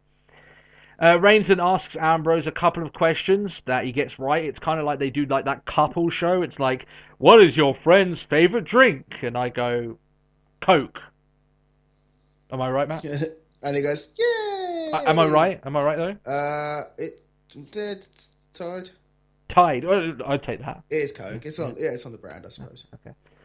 Man, that would have been really bad, wouldn't it? Jesus, if I got that. Yeah. His favourite drink is mango juice. Fuck no. Yeah. So they kind of did that as well there. It kind of sounds. How does he take his beer? It's like, and how does he take his coffee? It's like, oh, really? Yeah, the thing is, when he said, how does he take his coffee, it kind of sounded like Ambrose knew everything he needed to know to become Reigns' personal assistant. It was a little bit like, Yeah. how do I like my bags carried with my left hand, sir? Yes, like, you know what I mean? It came off a little bit Very that good, way. Ambrose. Yeah. Fetch the car. Go pull the car like around, Vince's Ambrose. NXT gimmick. When he was like the like the rich aristocrat sort of thing. He wasn't an aristocrat, was he? He was just a pompous arsehole. Yeah. Very good, Dean. I'd rather not call you Dean. Might I call you Richard? Yeah, can I call you Dick Ambrose? Yes. Yeah, and they just get Ambrose, carting him around in a limo. Sure, there's one way to make him heel, to have like the established, well-loved indie guy wheel around fucking Roman Reigns in a limo and carry his bags. That would make Roman Reigns very heel very quickly. But yeah, it just came off a little bit that way. I get what they're going for. When he said, "How do I like my coffee?" It sounded like Roman Reigns' next line was, "Okay, now go make my coffee." Like it came. Good. Yeah. Get it. Yeah, go. What are you waiting for then? Go on. At that same point, how do I take my water? Good. Get that too. Yeah, exactly. So a video package then is aired for the Brock Lesnar Undertaker match. This one, obviously the match now is being billed on commentary as being too big for WrestleMania, which I'm sure they will deny the next time WrestleMania shows up again, but still. Yeah. They interviewed the likes of Triple H, Rollins, Austin, and a few other guys there about the upcoming match. And as you would expect, the video obviously is excellent. WWE's video production crew knocked it out of the park. They always do it. Home run every single time. They also announced that next week, Taker and Lesnar, they will both be on the show. There'll probably be another confrontation between the two. So, who knows? They might do a contract signing, and we all know how those pan out. But yay! Lesnar's gonna get stabbed in the hand with a pen again. Yay! Ambrose versus Harper. So Wyatt steals Saxton's chair at ringside. The other announcers kind of like leave him to it. They kind of like, oh, well, yeah, you're kind of to yourself now. I'd laugh my head off if Saxton, in character, remembers that the next time Brock Lesnar decides he wants a Michael Cole sandwich. Yeah. It's like, ha, look, you're on your own. Yeah, remember that? Yeah, fuck off. Get yourself dicked by Brock Lesnar. There you go. Yeah. But that would require, obviously, WWE caring about their characters' long-term development, and that's asking quite a lot. We know that isn't on the card here. So Bray tries to get involved, but Reigns takes him out.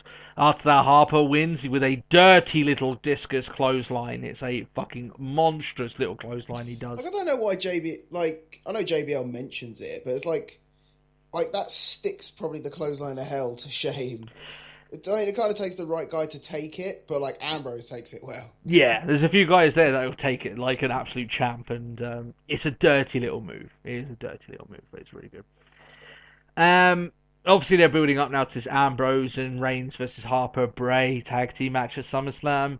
I'm not that really interested in it, I must admit. It's just another placeholder. They kind of don't really know where this is going. That's it. It stinks of the usual Bray Wyatt shenanigans. It's just like, well, we couldn't really figure a way of finishing the Reigns and Wyatt storyline, so let's get Harper in. We don't really know what Dean's doing at the moment. Let's get Ambrose in. Yeah. It stinks of just sort of like, we have nothing for you. We're just going to put these two people up together, not really have much of a storyline, and just let it kind of go on.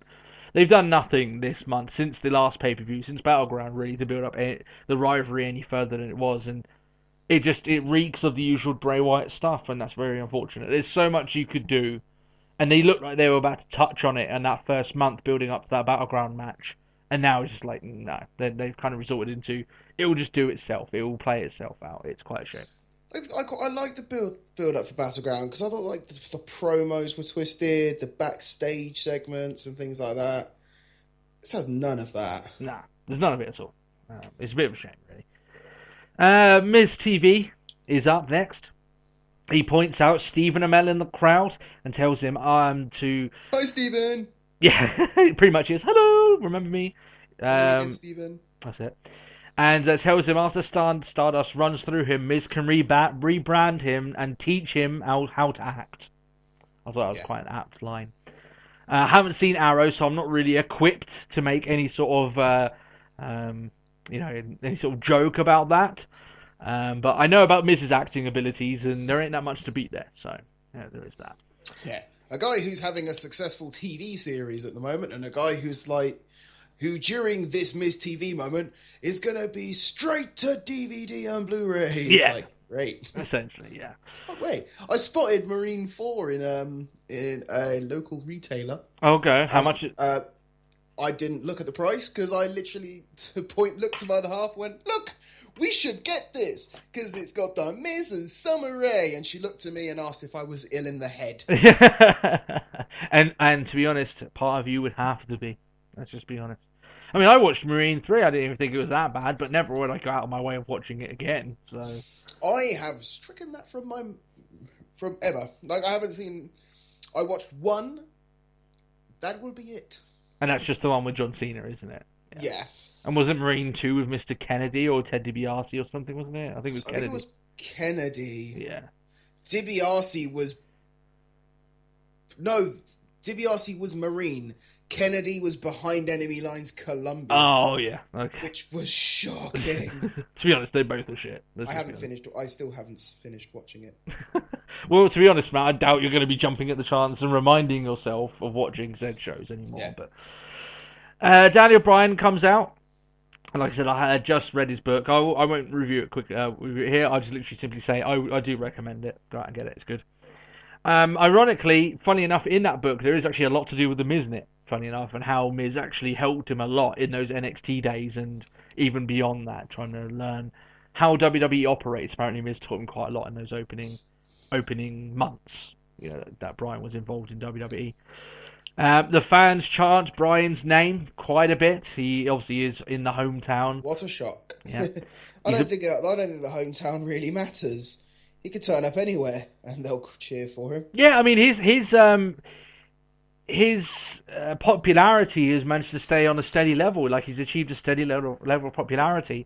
It's just still a shame that he's not been able to capitalize on that for about 2 years. It's a bit of a shame, right?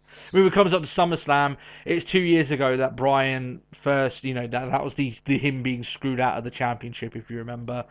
And if it comes up to WrestleMania, hasn't returned since then. That caps off near on 2 years of him being out of action, and that is really, really shocking. But hopefully he isn't out of action that long, and hopefully he doesn't have to retire. But obviously we've gone over that as well. But he's a big Seahawks fan, so obviously the Seahawks conglomerate just helping themselves to a little bit of a little bit of fun there, chanting their man's name. And Bryan then rips on Miz's upcoming movie, The Santa's Little Helper, which Paige is in as well. Which, by the way, I still think it's awkward that they do that and they write them in these segments when WWE are still... It's almost like WWE admitting they do bad movies, but they consistently keep pumping out bad movies and telling everyone they're bad. Like, do you understand what's wrong with that? The one thing I loved is the fact that there was... which everyone should go see and things like that. And like Daniel Bryan's like, it's going to be such a good film and everyone should watch it. And suddenly the crowd were like, no. But even then, like, you could tell in character he was being sarcastic, right? Yeah. And it's just like, but why are you doing that? This is a WWE funded show. You should have Daniel Bryan going out there saying, I'm going to enjoy this movie even if you're in it, sort of thing. It's like, yeah, sure, that movie's going to be good, sure. And it's like, but it's a WWE produced movie. What are you doing? It's like the worst way to promote a product. I mean, they're admitting it's bad, but why keep making bad movies then? It just makes no sense. He plugs his new book. As we said there, he is now a New York Times bestseller. And then he calls Tough Enough the greatest show in the history of shows. Yeah.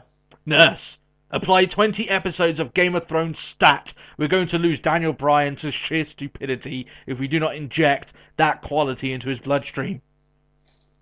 He needs to actually see what good shows are. I mean, we can actually say that he doesn't own a TV, doesn't watch much television, so he doesn't know what's good. But maybe we do need to. Someone needs to buy him a box set of Game of Thrones and show him what good television actually is. So maybe we need to get like a GoFundMe for that so we can help Daniel Bryan through this crisis of thinking that show is anywhere good. But still, there we are.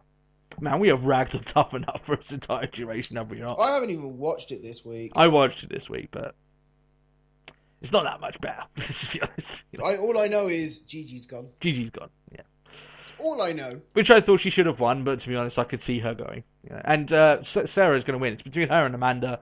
Sarah Lee's winning. Let's just be honest. Sarah Lee and Zizi. Yeah. Zizi will win unless they do something. But now they've only got one save. I'd find it quite hard. Maybe they put Sarah Lee and Zizi in the same. Well, because Daniel Bryan's the only one with a save left. Who did Paige save? She saved Gigi on like the week before she got eliminated. Oh yeah. And then obviously next week she got put in the bottom three, and then she got eliminated. So it was kind of pointless, but still. So Miz says Bryan did the right thing of vacating the IC title when he was crocked. So Ryback should go on and do the same, considering he's recovering from the staph infection. Big Show comes out. He rages a little bit. And talk of the devil, and he shall return. It is the Ryback. Candyman. That's it. Or Bloody Mary in a mirror 3 times. Which I just played The Wolf Among Us, and I really don't want to say that considering what she gets up to, but still. So Ryback comes back. He's fully healed up now, and he looks to be eager to get back. He doesn't... I mean, it kind of gets to a point now that it's kind of like the IC title is just an injury magnet. First Bryan, then Ryback, but thankfully Ryback is back. Now, I've gone and said that now. He's going to get heavily injured at SummerSlam, isn't he? And I'm going to feel so bad for saying that. But jinxed it. I've jinxed it. I touch my cane. You know, there you go. I hope that helps still. Bryan builds up Ryback the Ryback, as Bryan likes to call him, to meet Hook Miz. He does so, and then the pair end up celebrating. They both yes chant together. It's quite funny seeing Ryback do the yes chant with his fucking huge hands, just like... barely able because he does it. There's a point where he's like facing away from the main camera, and it's just like you just see his back is struggling with that motion. Yeah. Just like the muscles, just like no, we can't do that. Stop it! We do not have unlimited power. Oh, dear. It's like we look like Scotty in the engines. We cannot do it, Captain. We cannot do it. But, you know, I thought it was quite nice because I've heard that Bryan and Ryback get on quite well, so there is that at least, you know. They show a video package building up Charlotte, considering us talking on it earlier before. There's a line that she says of not seeing herself as a woman, but the potential star of the company, and that's obviously what you said earlier on, Matt, that she wants to be main eventing WrestleMania down the line. So that's her ultimate goal, you know. And obviously they're a million miles away from that, but you got to aim for the stars, otherwise you're not aiming high enough. That's what WWE looks at it anyway. She name drops Ronda Rousey, and as I said before, WWE are going to make multiple reasons to drop her name, even if it has no reason to do so. They will drop Ronda Rousey's name so much that it will become awkward if she doesn't do anything with them, right? It's going to get to a point now, why do you constantly keep saying her name? She's not doing anything with you, but... You know, Ronda has come out and said multiple times. She might do. Yeah, I mean, she said that she wants to, and you know, there's only so much that the UFC can keep her hostage, you know, long enough. If she wants to do it, she'll be in WWE eventually. I can refer to it as a hostage situation. Oh, in it's terms like of Dana contract. White's just like, no, she's my property. I think she's got like I think she's got one more fight on her deal, and then she can go and do what she wants. So whether or not she wants to cram that in before WrestleMania, I don't know how that contract is, but if she wants to, and by all the interviews I've seen, she wants to work with WWE. It will happen. It's just when, and WWE want her in for WrestleMania 32. Whether or not that will happen or not, it's all down to contract with UFC. I don't know enough about it to speculate. So there we are. Rusev versus Mark Henry. Here we go, Matt. We talked about this a little bit before we started recording. Yes, we did. It's remarkable, first of all, before we get to the idiotic stuff in this, which is not just idiotic, sorry, let me reframe that. Insulting end to this match. Yeah. It's remarkable how things can change. 2 months ago, me and Matt were hearing fucking tons of stories of WWE wanting to build Lana up as their top female star. Remember, the female face of the company was their terminology, not ours, right? That's what we were hearing, that they wanted Lana to be pushed as their female face, right? Now, I don't even need the dirt sheets to tell me that WWE don't feel that way anymore. You can just tell by looking at what they're booking on the show. The steam, well, there is steam coming out of Lana because her fire's burnt out. So, Is that good enough? Like, you know, a good enough I think description of it. That's well described. It's It's just like the one thing I really hated was just sort of like, and how is it? Oh, Dolph is fine. He's very healthy. He's getting better. Just fuck off already. you have a very good, cute That's a female terrible, Russian like, accent, by the way. that's a terrible white American woman pretending to be Russian accent. You did it so well, Matt. You did it so well. But yeah, Matt, you're completely right. It's her stock has dropped so much, and I tell you what, if I had said to you 2 months ago, Matt, you would have slapped me for saying this. If I would have said this to you, and believe me, I didn't feel this way. I'm just bringing it up. So, do you know what? In 2 months' time, you're going to be sick of Lana. No, in 2 weeks' time, Rusev will be in a better position than Lana would. 2 months' time, Rusev will be in a better position than Lana is. I think Rusev- You would have slapped the taste out of my mouth for saying that, and look where we are now.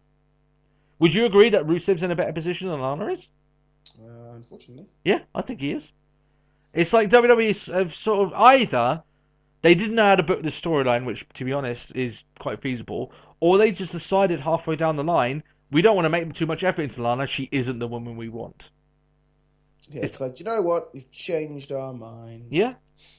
So, there we are. And she's now kind of... I mean, she came out of the whole Rusev thing with a ton of momentum, and the company were giving her tons of time and spotlight and everything like this. Now you could just, like I said, you don't need the dirt sheets to tell you that something's changed. They don't feel the same way anymore. You can just watch what's transpiring. Now, the reason why me and Matt called this match insulting is because in the middle of it, Lana comes in and attacks Summer Rae, and then the match stops. And you may be wondering, why did it stop? We can't give you an answer. And we were wondering the same question. Because apparently the match stops, yeah. They never announced who the DQ... I imagine it was for DQ. They never announced who the DQ is for, considering Rusev was untouched. So was Mark Henry.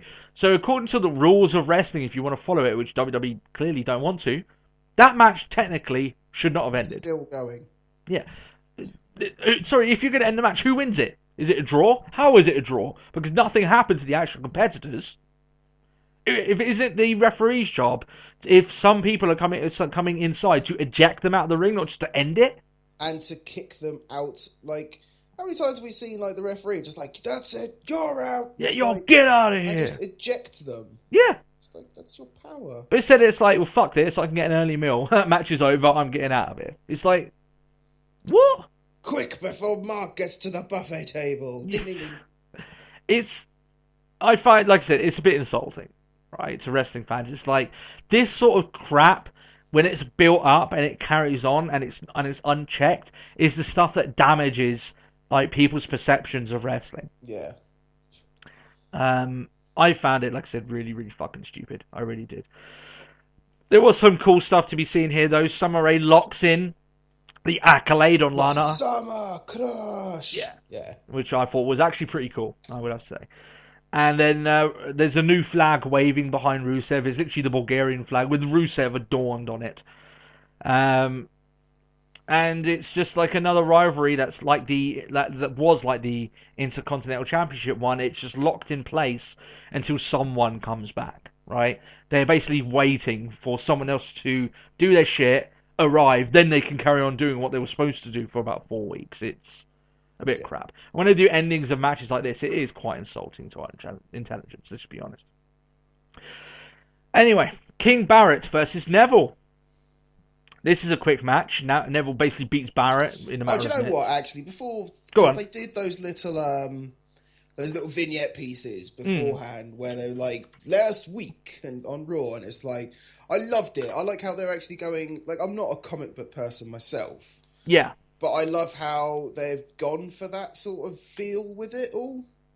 Yeah, no, I get you. Like Yeah. it's like the filter and the borders that are stuck on the pictures. I was like, that's pretty good. I actually like that. When they first did the The you know man gravity forgot. yeah, when they started doing that comic book stuff, I said that the graphics on it looked awesome. It was like very different, and I like the way they're doing it. If you actually go on Stephen Amell's page, he's basically retweeting all the fan art for posters of the match that's going to happen, and some of it's awesome, right? It really is really cool to look at. I Yeah. really enjoyed it. So, yeah, I think the graphics and everything that they're using for it are great. But as you know, this is all building up to Stephen Amell being there. After Neville beats Barrett with the Red Arrow, like I said, a matter of minutes, this match didn't last that long at all. Stardust comes in, he attacks Neville, and then he goes up, squares up to Amell. First he says, "Oh no, I'm not going to do anything." Then he like kind of pushes him. He Shoves doesn't him in really, the face. Yeah. he doesn't really like punch him. He just kind of shoves him down a little bit. And then Amell literally races over the barricade. I mean, he fucking clears the rope. I had no Flips idea. it, yeah. Like I had no idea he was genuinely that athletic. But I mean, he cleared it. Almost like Neville style, just clearing the top rope, jumping from it. It was pretty cool actually. And then he drops Stardust with like a tackle, starts throwing elbows at him. The fans are definitely into it here. They did not poo on it, which is quite easy for them to do so. Yeah. Celebrity being involved in the match is quite easy for them just to go boo, and we're not accepting this. I think having Amell go in that aggressively helped it, so there is that. I think if anything, it also says a lot about how, how successful. Like we've both said that we haven't seen Arrow. No. But I think it says a lot about how successful that show is and how successful WWE have been in getting it over. Well, I've been in building this up. Yeah. Yeah. Do you know what? Like, it screams SummerSlam filler, but I'm quite looking forward to it. It's going to be an interesting thing. You know what I mean? Like, I am interested in seeing, like, whenever you got someone in there that isn't normally in the ring, it's going to be interesting. Like, I want to see what happens in that match. I'm not going to be getting my hopes up and thinking it's going to be a fucking technical masterclass. It actually probably is going to be a very quick match, but yeah, I want to see what's going to happen. I am genuinely interested, and I think Amell did everything he could do. I mean, even in the segment afterwards where he's talking to Triple H and he's like, Triple H is telling him, yeah, I don't want you to bring a stunt double, and you're just an actor. Like Amell fires back with the perfect response of, yeah, but I'm a man, and he pushed me. I'm not going to let that happen. That was the perfect response. Like anything else, if he had fired back and said, "But I'm the Arrow, and I won't let things happen that way," it's like, they're not playing that up that much. It's more like it's Stephen Amell versus Stardust rather than the Arrow versus Stardust, right? Yeah. Which, it helps with the goofy. It's already goofy as it is. Thanks to Stardust. Yeah, but having it done that way, it makes a little bit. I can get into it a little bit more, right? Yeah. Yeah, I think Amell in that mini fight that they had before they were torn away from each other, and that segment with Triple H, I don't think there's anything Amell could have done any more to try and build up to the match. I think he did fine. Yeah, right? It's good. So it was fine. And like I said, WWE could have handled this whole thing far cornier than they have. They could have, especially with all the superhero stuff. But I think it was decent. You know what? Most fans will be looking at it, trying to find holes in it. Myself, I looked at it, and like I said, I'm with you, Matt. I'm like, okay, I'm on board. Yeah. Show me what you can do. I'm up for it. All right. I thought it was quite funny how Barrett is just randomly involved in this match, though, just because he's there. I thought that was quite funny. Yeah. But still. Commentary, then push the network. Are you ready for this, Matt? Oh. Yeah. JBL has his place cards showing the prices of buying it SummerSlam or pay-per-view and the price of getting it on the network, and it's got the numbers, and he fucking loves those place cards. Jesus Christ. At least they're not handwritten this time. The new tagline, Matt, here we go, is WWE Network, just like Netflix, but better value. I would disagree. I would disagree as well. Right? And the reason being, I don't pay for my Netflix. So there you are. I don't have How do you beat free? Use Netflix. Yeah. And the reason being I don't pay for free is because, unlike the WWE Network, my friend buys it and allows me to be one of his extra accounts, which Netflix allows you. So already there, Netflix has you stumped because you don't allow that, WWE. You can't afford to. Netflix can. And the fact is that I stump it all because Netflix has Breaking Bad. You don't. You lose. I mean, I love wrestling, but it's Breaking Bad, right? Yeah, it's like I love wrestling, but there's other things in the world than wrestling. Yeah, right. I love wrestling, but I fucking love Breaking Bad, right? So let's just say that. But yeah, I just think it's funny that they're trying to piggyback off this. It's just like Netflix. It's like, yeah, but I do like the network, but Netflix is better. Let's just be honest, right? It is better, right? Especially when I don't have to pay for it. I mean, I am biased in that fact. Jojo, oh man, this was funny. Jojo interviews Sheamus. What, you mean half the height Jojo? Yes. It shows how absolutely tiny she is when they're trying to keep them both in like camera, and basically all you can see is like literally from her jaw. That's all they're capturing. Like it's actually. And even at that point, they're almost cutting off the top of Sheamus's head. Yeah, just to keep them both fixated on the same thing. It's quite hilarious how short she is in comparison. I mean, Sheamus is a big guy at least, but man, she's tiny, absolutely tiny. I'm not going to explain what Sheamus said because it was stupid and it was forced, and his laugh was as believable as Matt had a sex change this week. You just don't believe it happened, and guess what? I don't believe Sheamus legitimately laughed either. So, did you have a sex change? Not that I know of. If you did, you sound fucking manly. I don't remember waking up with anything different. Okay, well there's that at least, right? I mean, everyone checks in the morning, right? I was expecting you to go quick check. No, it's all still there. Oh, still intact. Yeah, still intact. Another day. But he teases cashing in his briefcase. It would have been nicer if he had done that at the beginning and spared me the poor promo. I thought it was quite poor, but there we are. Maybe I'm being a bit harsh on the Irish. It would have been nice if he just did it, if he just attempted the cash in rather than get involved. Yeah. It just wasn't I didn't find it a very good segment. But the only thing I found was hilarious was literally JoJo and just like struggling to stay. I imagine she was on her tippy toes as well, just trying to be like, I'm still here. It's like stood on a box. Yeah, that's it. So that leads to the main event. Randy Orton versus Seth Rollins for the WWE World Championship. I thought this was a decent match. I do think that Orton and Rollins at least has some chemistry. I mean, they had a good match at WrestleMania. They actually showed the replay from that match, and they showed him attempt a curb stomp. I thought that was a bit odd considering their aversion to it. I guess they're only blocking out successful curb stomps, shall we say, from that. Orton hits a crazy RKO when Rollins is coming off the top rope, springboard. Beautiful. He springboards off it and then gets flattened by Orton. The fans literally, they're up on their feet because they're like, Jesus Christ, he's going to win the belt. And then as I got a little bit excited and realised, oh yeah, I know what's going on here. Even just before he did it, I knew what was going to happen. Sheamus gets involved. He kind of pulls the, I think it's referee out of the ring, or does he pull Rollins or one of them? Something along those lines. I think he pulls Orton out. He pulls Orton out and then Bro kicks him. Because he attacks Rollins. Yeah. Not Rollins. He attacks Orton on the outside. Yeah. He Bro kicks then Rollins and then goes in to cash in his Money in the Bank, and then Orton manages to get back in. It was awfully long.